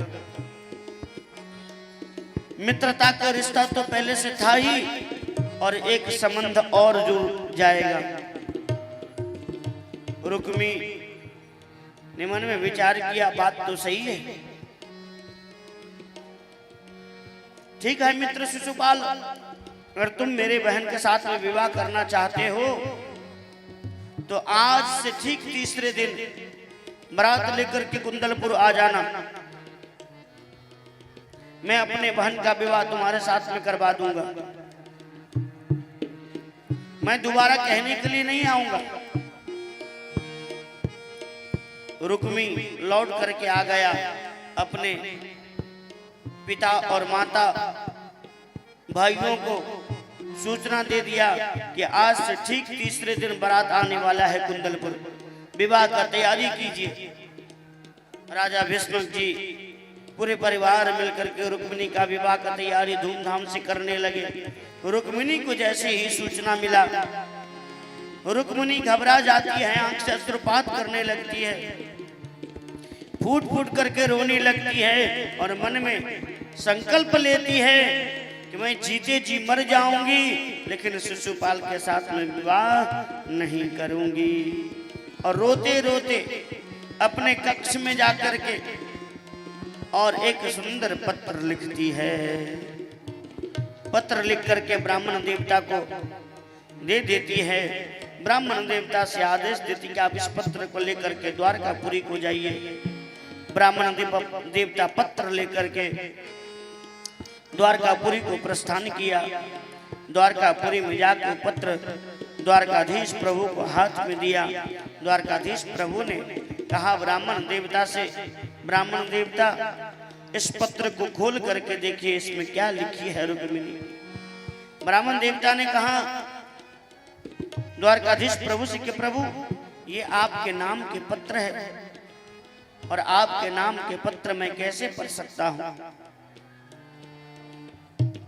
द्वारकाधीश प्रभु ने कहा मेरा आदेश है आप पढ़ करके पूरे द्वारका वासियों को सुनाइए कि उस पत्र में रुक्मिणी क्या लिखती है। पत्र को खोल करके ब्राह्मण देवता ने देखा, रुक्मिणी लिखती है उस पत्र में,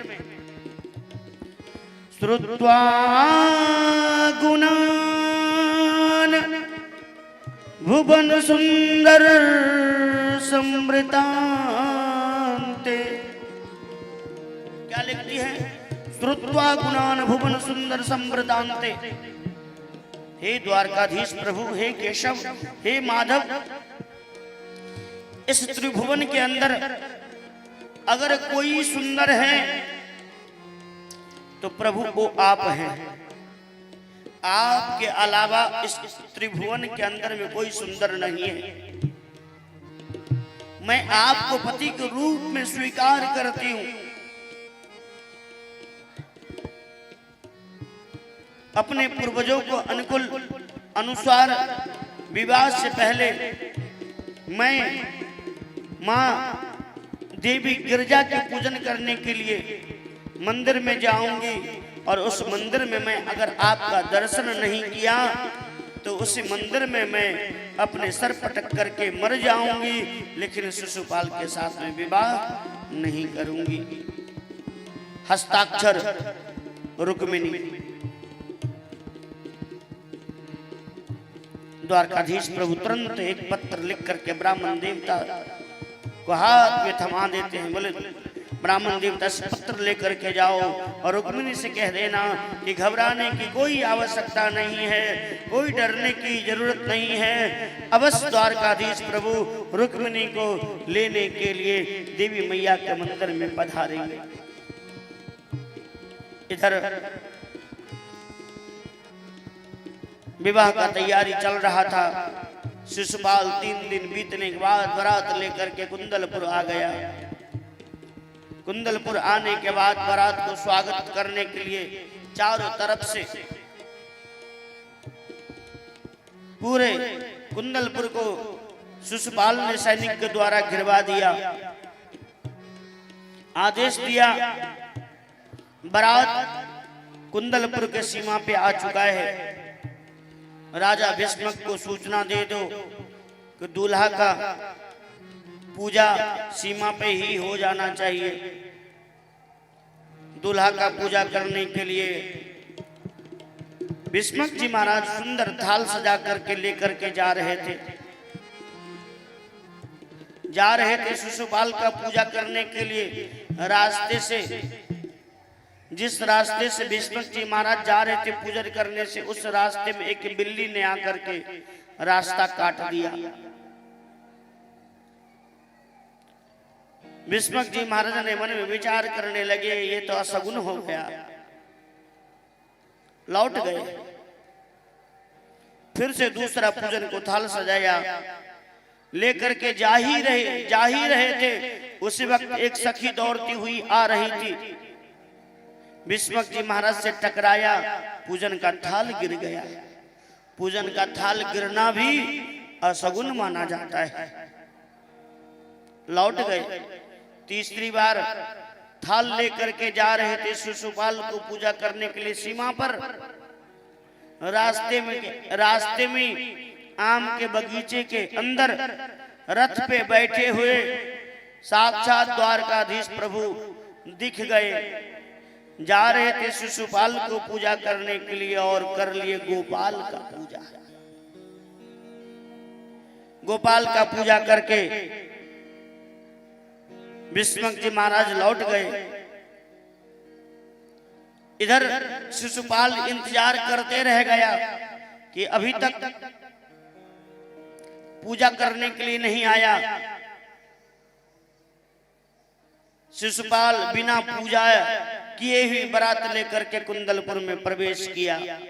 प्रवेश करके पता चला रुक्मिणी देवी मैया के मंदिर में पूजन करने के लिए आ रही है। शिशुपाल ने एक पत्र लिखा, पत्र लिख करके रुक्मिणी के नाम से, खबरदार रुक्मिणी, मेरे आदेश के बिना तुम अपने महल से बाहर नहीं निकलोगी। संजोग ऐसा हुआ रुक्मिणी को पत्र हाथ नहीं लग करके रुक्मिणी का भाई रुक्मी को हाथ लग गया। रुक्मी ने पढ़ करके देखा, अरे ये तो शिशुपाल का पत्र है, अभी तो मेरे बहन का विवाह भी नहीं हुआ और पहले से शासन चालू।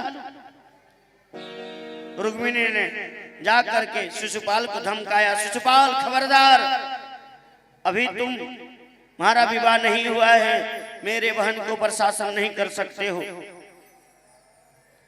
तब जाकर के शांत हो गया। रुक्मिणी सखी सहेली के साथ में श्रद्धा करके मां गिरजा के मंदिर में पूजन करने के लिए पधार रही है। बोले रुक्मिणी महारानी की जय, बोले भक्तवत्सल भगवान की जय। रुक्मिणी अपनी सखी सहेली के साथ में श्रद्धा करके और मां गिरजा के मंदिर में पूजन करने के लिए आ गई है। वृंदावन बिहारी लाल की। रुक्मिणी धीरे धीरे चल करके मां गिरजा के मंदिर में प्रवेश करती है और पूजन करने के लिए विराजमान हो गई है। वृंदावन बिहारी लाल की जय।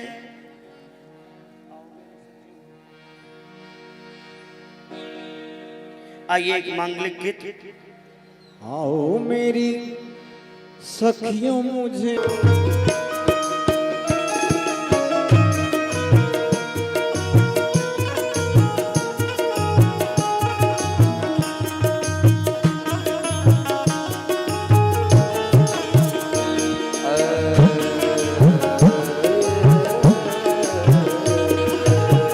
सत्संग में मेरी बात चलाई, सत्संग में मेरी बात चलाए, सदगुरु ने मेरी कीनी सगाई, सदगुरु ने मेरी कीनी सगाई।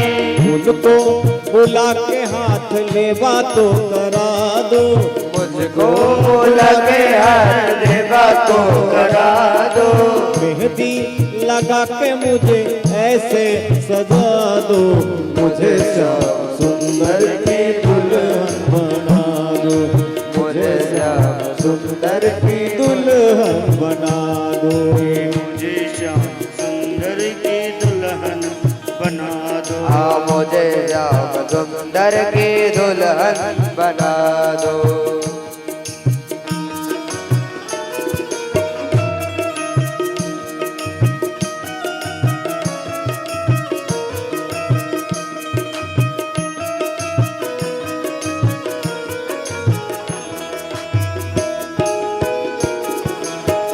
जय हो।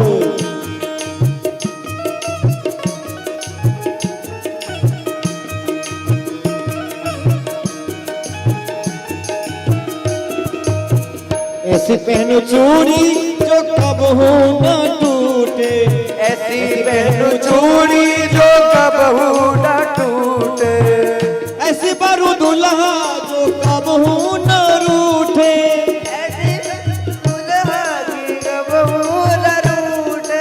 अटल सुहाग की बिंदिया लगा दो, सकल सुहागन की बिंदिया लगा दो, मेहंदी लगा के मुझे ऐसे सजा दो, मुझे श्याम सुंदर की दुल्हन बना दो, मुझे श्याम सुंदर की दुल्हन बना दो।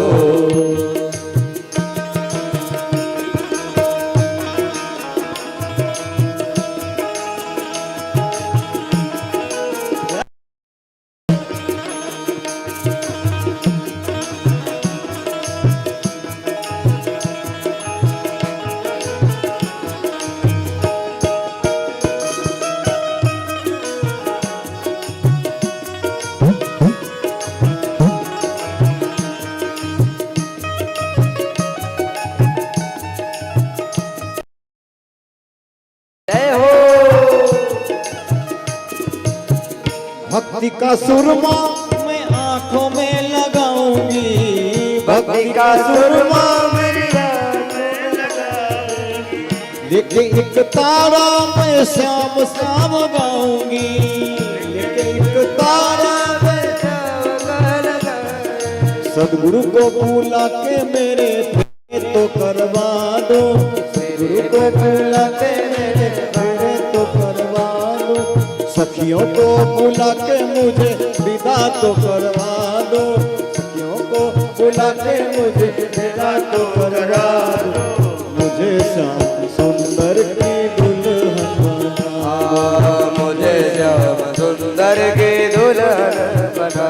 अरे रे आओ मेरी सखियों मुझे मेहंदी लगा दो, ओ मेरी सखिया मुझे मेहंदी लगा दो, मेहंदी लगा के मुझे ऐसे सजा दो, मुझे श्याम सुंदर की दुल्हन बना दो, मुझे श्याम सुंदर की दुल्हन बना दो, मुझे श्याम सुंदर की दुल्हन बना मुझे श्याम सुंदर की दुल्हन बना दो, मुझे श्याम सुंदर की दुल्हन बना दो, मुझे श्याम सुंदर की दुल्हन बना दो।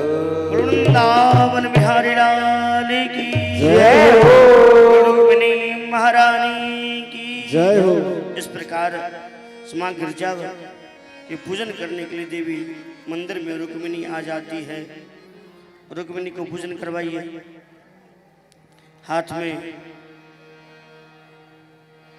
जल लेकर के और शुद्धिकरण करवाई। हरि ओम अपवित्रो पवित्रो वा सर्वस्थान को पिबाय स्मृत पुंडरीका का सवय अंतर है शुचि।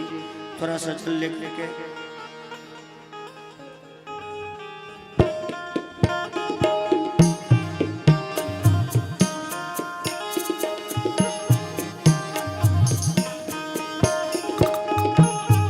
बार आचमन करवाई है। केशवाय नमः, माधवाय नमः, नारायणाय नमः। हस्तो प्रक्षाल्यम, हाथ धुलवा दीजिए।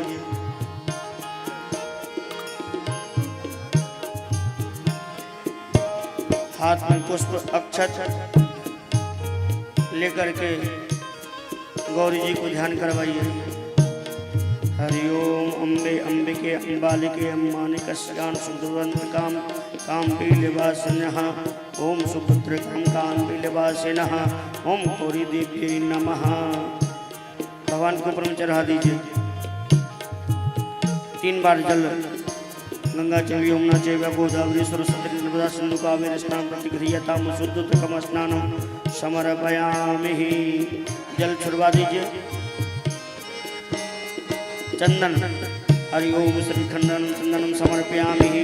ओम गौरी देव्यै नमः। फूल में लगा करके चंदन अर्पित करवाइए।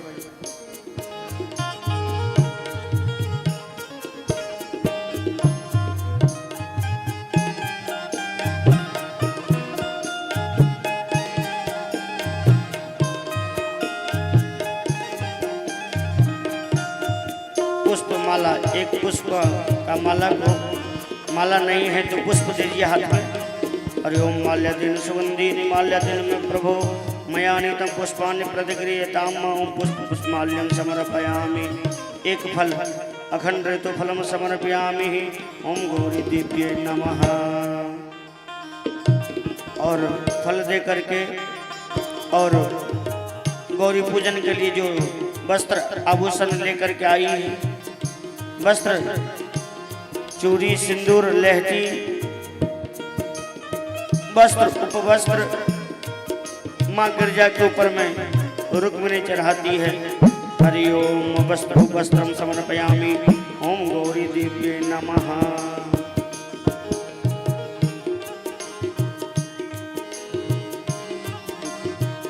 देवी के ऊपर में डाल दीजिए।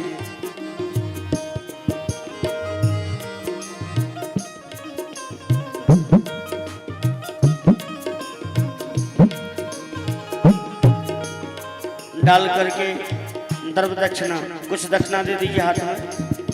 हरि ओम द्रव्य दक्षिणा समर्पयामि। गौरी देव्यै नमो नमः।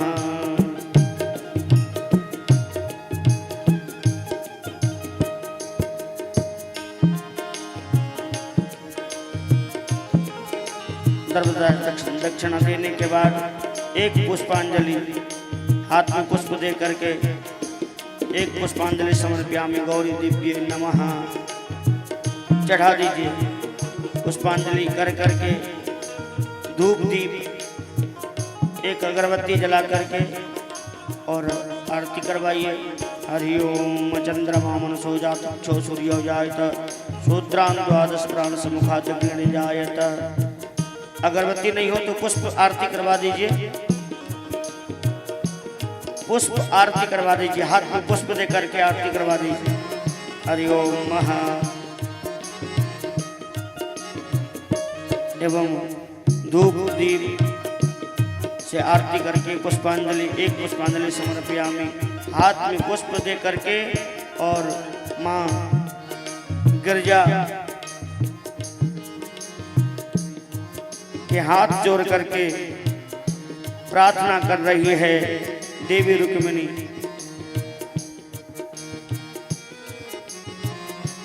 हाथ में पुष्प दे करके और ध्यान कर रही है मां गिरजा के चरणों में प्रणाम करने लगती है और कह रही है कि मां अगर मंदिर के अंदर द्वारकाधीश प्रभु का दर्शन नहीं हुआ मैं जीते जी मर जाऊंगी, लेकिन शिशुपाल के साथ में विवाह नहीं करूंगी। हाथ में पुष्प लेकर के और मां गिरजा का ध्यान कर रही है और कह रही है जय जय गिरवर राज किशोरी जय जय गिरवर राज किशोरी जय महेश मुख चंद चकोरी जय महेश मुख चंद्र चकोरी जय गज बदन सदानन माता जय गज बदन सदानन माता जगत जननी दामनी दूती गाता जगत जननी कामिनी सुखदाता नहीं तब आदि मध्य अवसाना नहीं तब आदि मध्य अवसाना अमित प्रभाव वेद नहीं जाना अमित प्रभाव वेद नहीं जाना भव भव विभव परा भव कारणे भव भव विभव परा भव कारणे विश्व विमोहि स्वरूप बिहारणी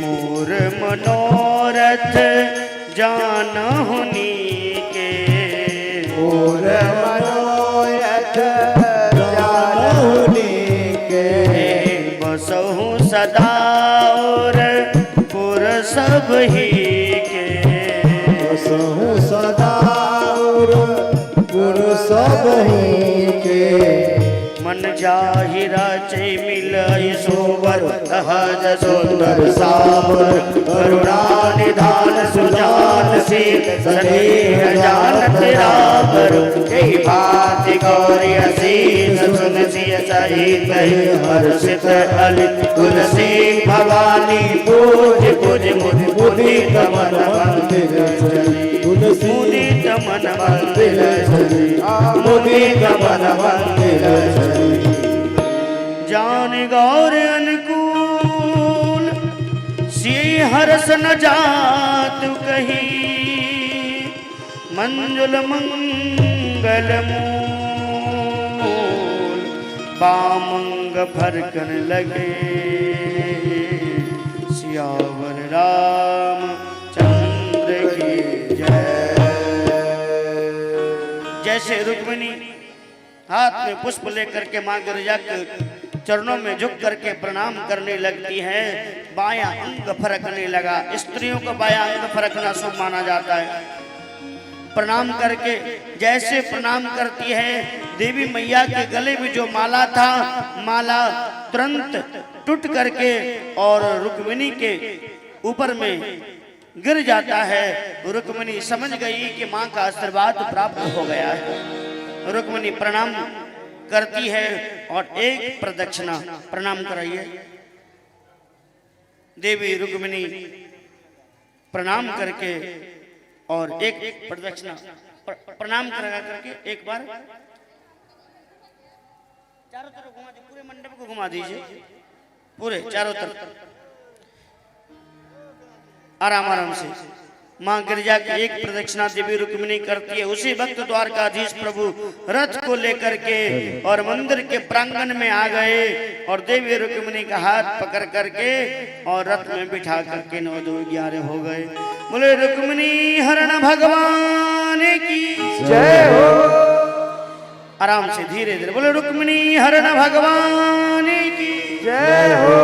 द्वारकाधीश प्रभु रुक्मिणी को हाथ पकड़ करके और रथ में बिठा करके वहां से प्रस्थान करने लगे। बोले वृंदावन बिहारी लाल जय हो। द्वारकाधीश प्रभु देवी मैया के मंदिर से रुक्मिणी को लेकर के वहां से प्रस्थान की। बिठा दीजिए, चौकी पे बिठा दीजिए।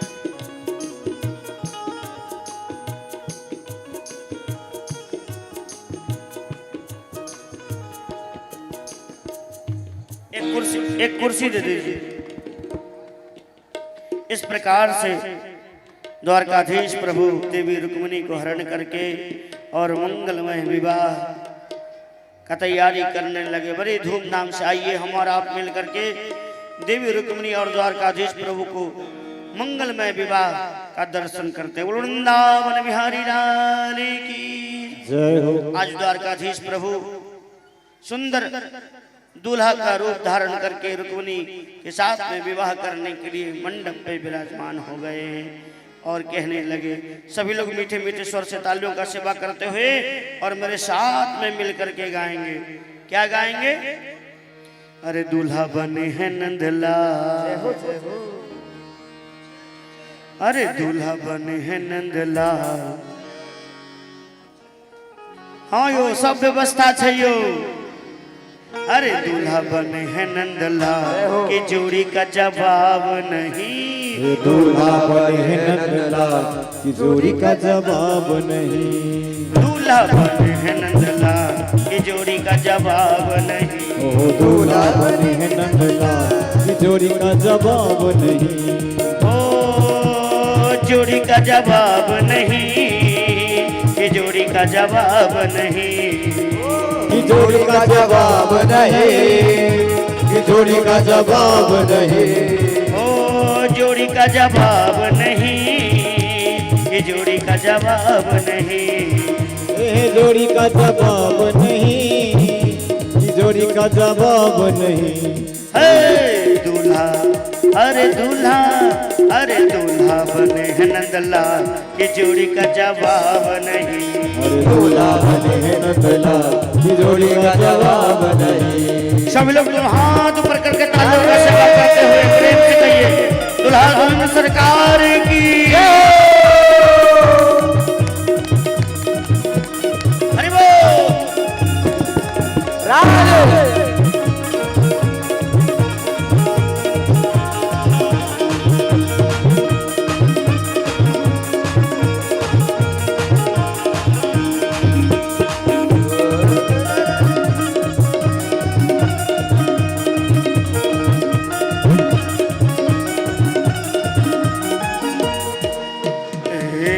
मुकुट और तिलक विराजे, मुकुट और तिलक विराजे, कृत मुकुट और तिलक विराजे, मुकुट और तिलक विराजे, तिलक विराजे, हाँ तिलक विराजे, तिलक विराजे, हाँ तिलक विराजे, कृत मुकुट और तिलक विराजे, मुकुट और तिलक विराजे। और क्या गले बजंती माँ, गले में बजंती माल की जोड़ी का जवाब नहीं। गल में बजती मार की जोड़ी का जवाब नहीं।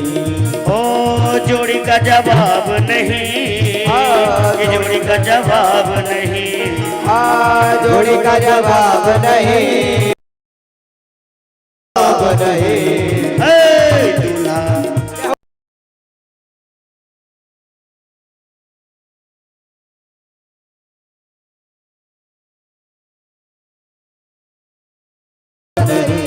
जय हो। सभी लोग तालियों का सेवा करते हुए, झूमते हुए, नाचते हुए गाएंगे, बोलो दुल्हा दुल्हन सरकार की।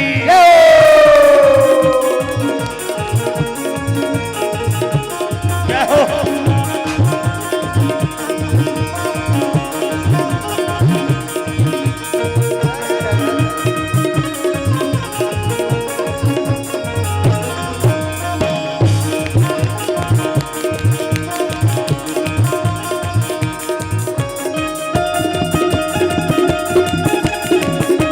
हरि बोल।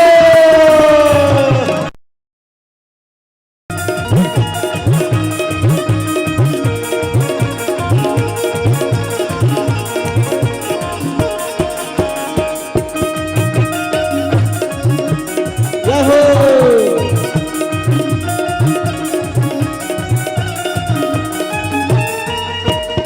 देखिए यहाँ पे साक्षात द्वारकाधीश प्रभु और देवी रुक्मिणी का मंगलमय विवाह हो रहा है और आप लोग ताली नहीं। आजकल घर परिवार में साधारण लड़का लड़की का जब विवाह होता है तो देखते हैं जिस बूढ़ी मैया को मुख में दांत नहीं होता है वो भी डीजे पे नाचती है। नाचना नहीं भी आता है। मंगलमय विवाह हो रहा है। कह रहे हैं जो भगवान के सामने में नाचती है ना उसको दुनिया संसार में दोबारा नाचना नहीं पड़ता है।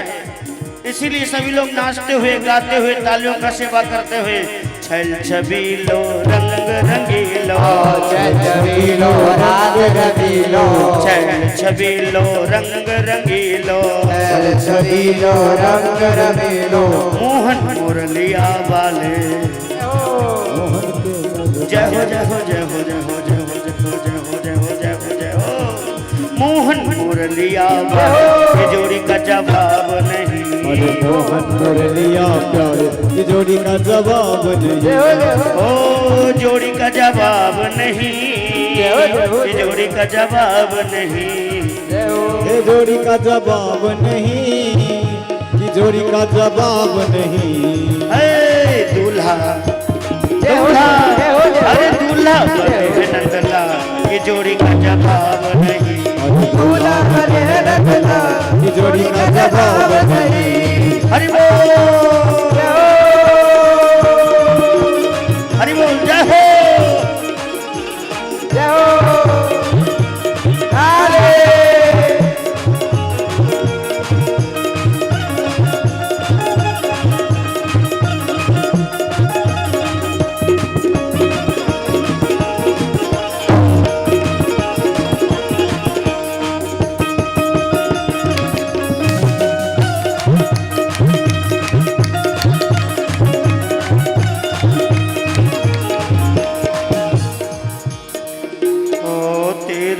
मुझे मीठो लागे, तेरो धन नीलो लागे, तेरो धुन हमें मीठो लागे, तेरो धन हमें मीठो लागे, मीठो लगे हमें मीठो लागे, मीठो लागे हमें मीठो लागे। मुरली अरे मुरली जय हो जय हो गोपाल, जय हो जय हो। मुरलीधर गोपाल ये जोड़ी का जवाब नहीं, ये जोड़ी का जवाब नहीं। दूल्हा बने हैं नंदलाल ये जोड़ी का जवाब नहीं। ये जोड़ी का जवाब नहीं। ये जोड़ी का जवाब नहीं, ये जोड़ी का जवाब नहीं। दूल्हा अरे दूल्हा अरे दूल्हा बने हैं नंदलाल ये जोड़ी का जवाब नहीं। दूल्हा बने नंदलाल ये जोड़ी का जवाब नहीं। जय हो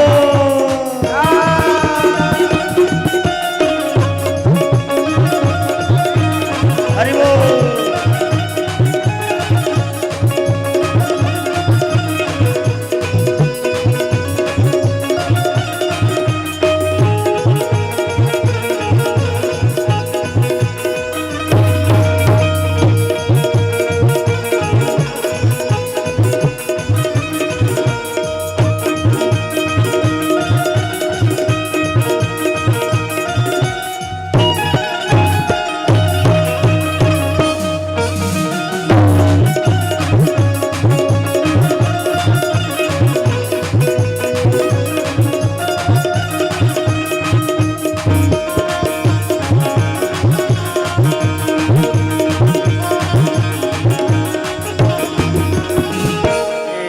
भजन श्याम का जग मोह भावे, श्याम का जग मोह भावे, भजन श्याम की जब मोह भावे, श्याम की जग मोह भावे। अरे मिट जाए, अरे मिट जाए, अरे मिट जाए सब जंजाल की जोड़ी का जवाब नहीं, मिट जाए सब जंजाल की जोड़ी का जवाब नहीं, मिट जाए सब जंजाल की जोड़ी का जवाब नहीं, मिट जाए सब जंजाल की जोड़ी का जवाब नहीं। ओ जोड़ी का जवाब नहीं, जोड़ी का जवाब नहीं, ओ जोड़ी का जवाब नहीं, जोड़ी का जवाब नहीं। दूल्हा अरे दूल्हा बदला की जोड़ी का जवाब नहीं, जोड़ी का जवाब नहीं, दूल्हा बने हैं नंदला की जोड़ी का जवाब नहीं, दूल्हा बने हैं नंदला की जोड़ी का जवाब नहीं, दूल्हा बने हैं नंदला की जोड़ी का जवाब नहीं, दूल्हा बने हैं नंदला की जोड़ी का जवाब नहीं, दूल्हा बने हैं नंदला की जोड़ी का जवाब नहीं, दूल्हा बने हैं नंदला की जोड़ी का जवाब नहीं। बोलो रुक्मणी महारानी की जय हो, द्वारकाधीश भगवान की जय हो। इस प्रकार से बड़े धूमधाम से देवी रुक्मणी द्वारकाधीश प्रभु का मंगलमय विवाह का आप लोगों ने दर्शन किया। जयमाला करवा दीजिए, हाथ में पुष्प का माला द्वारकाधीश प्रभु को दे दीजिए और खड़े करवा करके जयमाला अर्पित करवाइए। बोलो वृंदावन बिहारी लाल की जय हो।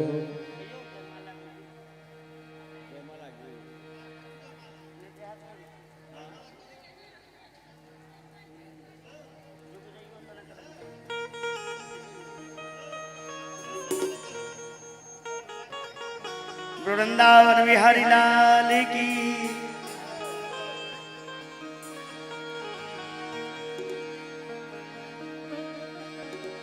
झुक जइयो तनक रघुवीर लली मुरी छोटी सी, झुक जइयो तनिक रघुवीर लली मोरी छोटी सी, झुक जइयो तनक रघुवीर लली मुरी छोटी सी, झुक जइयो तनिक रघुवीर लली मोरी छोटी सी, लली मोरी छोटी किशोरी मोरी छोटी, लली मोरी छोटी किशोरी मोरी छोटी, लली मोरी छोटी किशोरी मोरी छोटी, लली मोरी छोटी किशोरी मोरी छोटी, झुक जइयो झुक जइयो तनक रघुवीर लली मोरी छोटी सी, जइयो तनिक रघुवीर लली मोरी छोटी सी, लली मोरी छोटी किशोरी मोरी छोटी, लली मोरी छोटी किशोरी मोरी छोटी, लली मोरी छोटी किशोरी मोरी छोटी, मोरी छोटी किशोरी मोरी छोटी, झुक जइयो झुक जइयो तनक रघुवीर लली मोरी छोटी सी, जइयो तनिक रघुवीर लली मोरी छोटी सी, झुक जइयो तनक रघुवीर लली मोरी छोटी सी, जइयो तनिक रघुवीर लली मोरी छोटी सी, झुक जइयो तनक रघुवीर लली मोरी छोटी सी। जय हो। इस प्रकार से रुक्मिणी द्वारकाधीश प्रभु के गले में माला डाल करके द्वारकाधीश प्रभु रुक्मिणी जी के गले में माला डाल के मंगलमय विवाह किया। अब आइए कन्यादान। पूरे भीष्मक जी महाराज पूरे परिवार के साथ में मिलकर के कन्यादान कर रहे हैं। जिन जिन माताओं को, जिन जिन भाइयों को, जिन जिन पिताओं को, बड़े बुजुर्गों को, जिनको कन्यादान करना हो, जो माताएं रुक्मिणी के लिए श्रृंगार लेकर के आई हुई है वो आकर के अर्पित कर ले। जिनको कन्यादान करना है वो कन्यादान के भेंट के रूप में कुछ अर्पित करना चाहते हैं, अर्पित करें। आइए एक कन्यादान का गीत, फिर उसके बाद आरती प्रसाद लेकर के हम लोग प्रस्थान करेंगे। बोल वृंदावन बिहारी लाल की। जंघिया चढ़ाए बाबा जय हो। फैसला मंडप पर, जंघिया चढ़ाए बाबा फैसला मंडप पर, बाबा करुण दिया दान है, आहे बाबा करुणा दिया दान है। बर कर कंज कर लली कर ऊपर, बर कर कंज कर लली कर ऊपर, आही में सोहय फूल पान है, आहे ताही में सोहय फूल पान है, आहे बाबा करुण कन्यादान है, आहे बाबा करुणा कन्यादान है। गुरु जी श्री गर्ग मुनि मंत्र उचारत से मंत्र उचारत, मंत्र पढ़त दूल्हा श्याम है। गुरु जी श्री गर्ग मुनि मंत्र उचारत से मंत्र उचारत, मंत्र पढ़त दूल्हा श्याम है। सब सखियन मिली मंगल गावे, सब सखियन मिली मंगल गावत, फूल बरसत बहुबारी है, आहे फूल बरसत बहुबारी है। जय हो।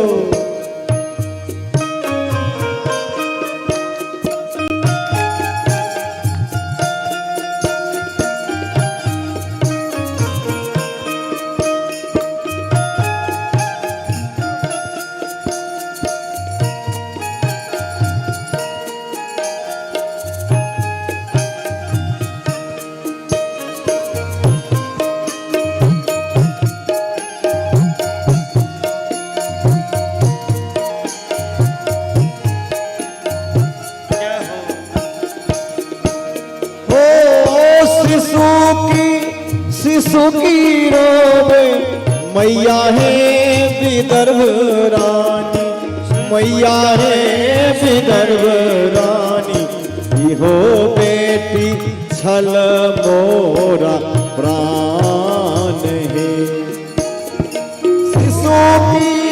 शिशु की रोवे मैया है विदर्भ रानी, मैया है विदर्भ रानी, इहो बेटी छल मोरा प्राण है। जाही बेटी लागी हम नटोआ नचबनो, जाही बेटी लागी हम नटोआ नचबनो, से हो बेटी भेल मोर बिरान है, आहे से हो बेटी भेल बिरान है। चुपे राहू मैया है विदर्भ रानी, मैया है विदर्भ रानी, इहो ठीक जग व्यवहार है। चुपे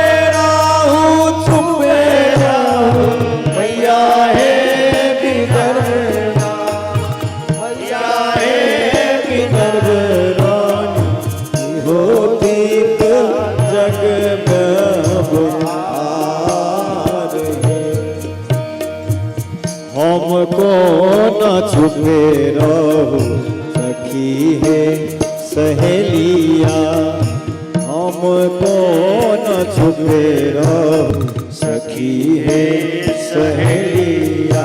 हे बेटी बिना रहलो न जाए, आहे बेटी बिना रहलो न जाए। आहे बाबा करुण कन्यादान, आहे बाबा करुणा कन्यादान, आहे बाबा करुण कन्यादान, आहे बाबा करुणा कन्यादान। बोलो द्वारकाधीश भगवान की जय हो। इस प्रकार से विधि पूर्वक देवी रुक्मिणी द्वारकाधीश प्रभु का मंगलमय विवाह हुआ। विवाह के पश्चात समय भी काफी हो चुका है। यही द्वारकाधीश प्रभु से मिलने के लिए कल सुदामा जी महाराज आएंगे और कृष्ण और सुदामा का मिलन कल के कथा में हम लोग दर्शन करेंगे। कल भागवत जी का पूर्णाहुति भी है, तो कल जितने भी हमारी माता जी है वो अपने अपने घर से कम 4 मुट्ठी चावल और भागवत जी के लिए चढ़ाना लेकर के कल के कथा में आप लोग आएंगे और बड़ी धूमधाम से कृष्ण और सुदामा का मिलन की कथा हम लोग कल श्रवण करेंगे। आइए यहीं पे द्वारकाधीश प्रभु देवी रुक्मिणी का मंगलमय आरती का दर्शन करेंगे। आरती प्रसाद लेकर के प्रस्थान करेंगे। बिना आरती प्रसाद के कोई भक्त नहीं जाएंगे। आरती की तैयारी करवाइए। बोलो वृंदावन बिहारी लाल की, बोलो भक्त और भगवान की जय हो। हरि ओम। चंद्रमा मनसो जातक्षो सूर्यो जायत, श्रोत्रान् द्वादश प्राण मुखादग्नि जायत। आरती कुंज बिहारी की, जय हो। श्री गिरिधर कृष्ण मुरारी की। आरती कुंज बिहारी के, श्री गिरिधर कृष्ण मुरारी की। आरती कुंज बिहारी की, श्री गिरिधर कृष्ण मुरारी की। आरती कुंज बिहारी की, श्री गिरिधर कृष्ण मुरारी की। गले में बैजंती माला माला, गले में बैजंती माला माला, बजावे मुरली मधुर वाला वाला, बजावे मुरली मधुर वाला वाला। श्रवण में कुंडल झलकाला झलकाला, श्रवण में कुंडल जल काला काला। नंद के नंद श्री आनंद मोहन ब्रिज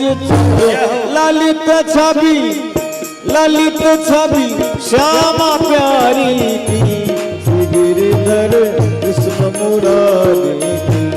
आरती कुंज बिहारी की, श्री गिरिधर कृष्ण मुरारी की।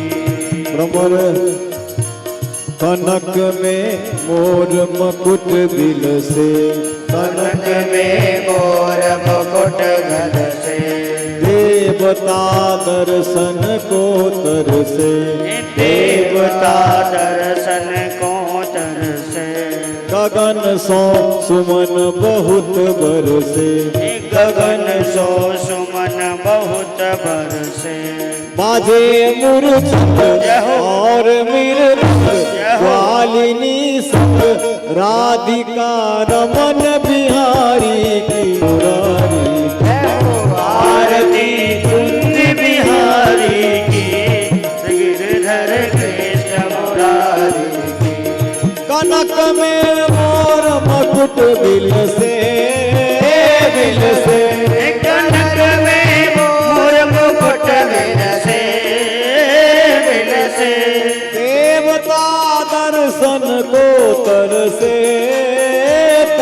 बरसे देवता दर्शन को तरसे तरसे गगन सो सुमन बहुत बरसे बरसे गगन सो सुमन बहुत बरसे बरसे भमरसी कस्तूरी चंद्र सी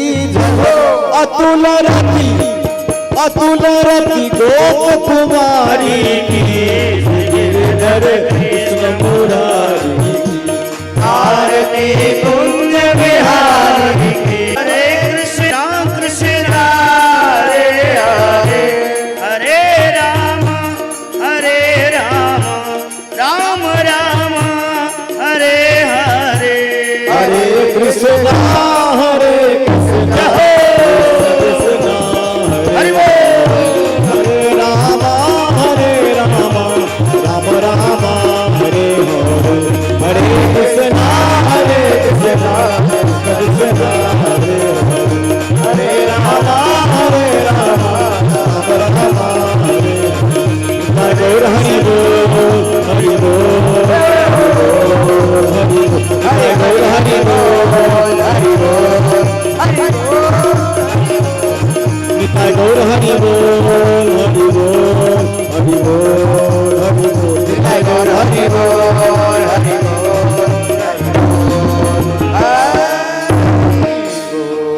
वृंदावन बिहारी लाल की जय हो गुरु द्वारकाधीश भगवान की जय हो रुक्मिणी हरण भगवान की जय हो आज की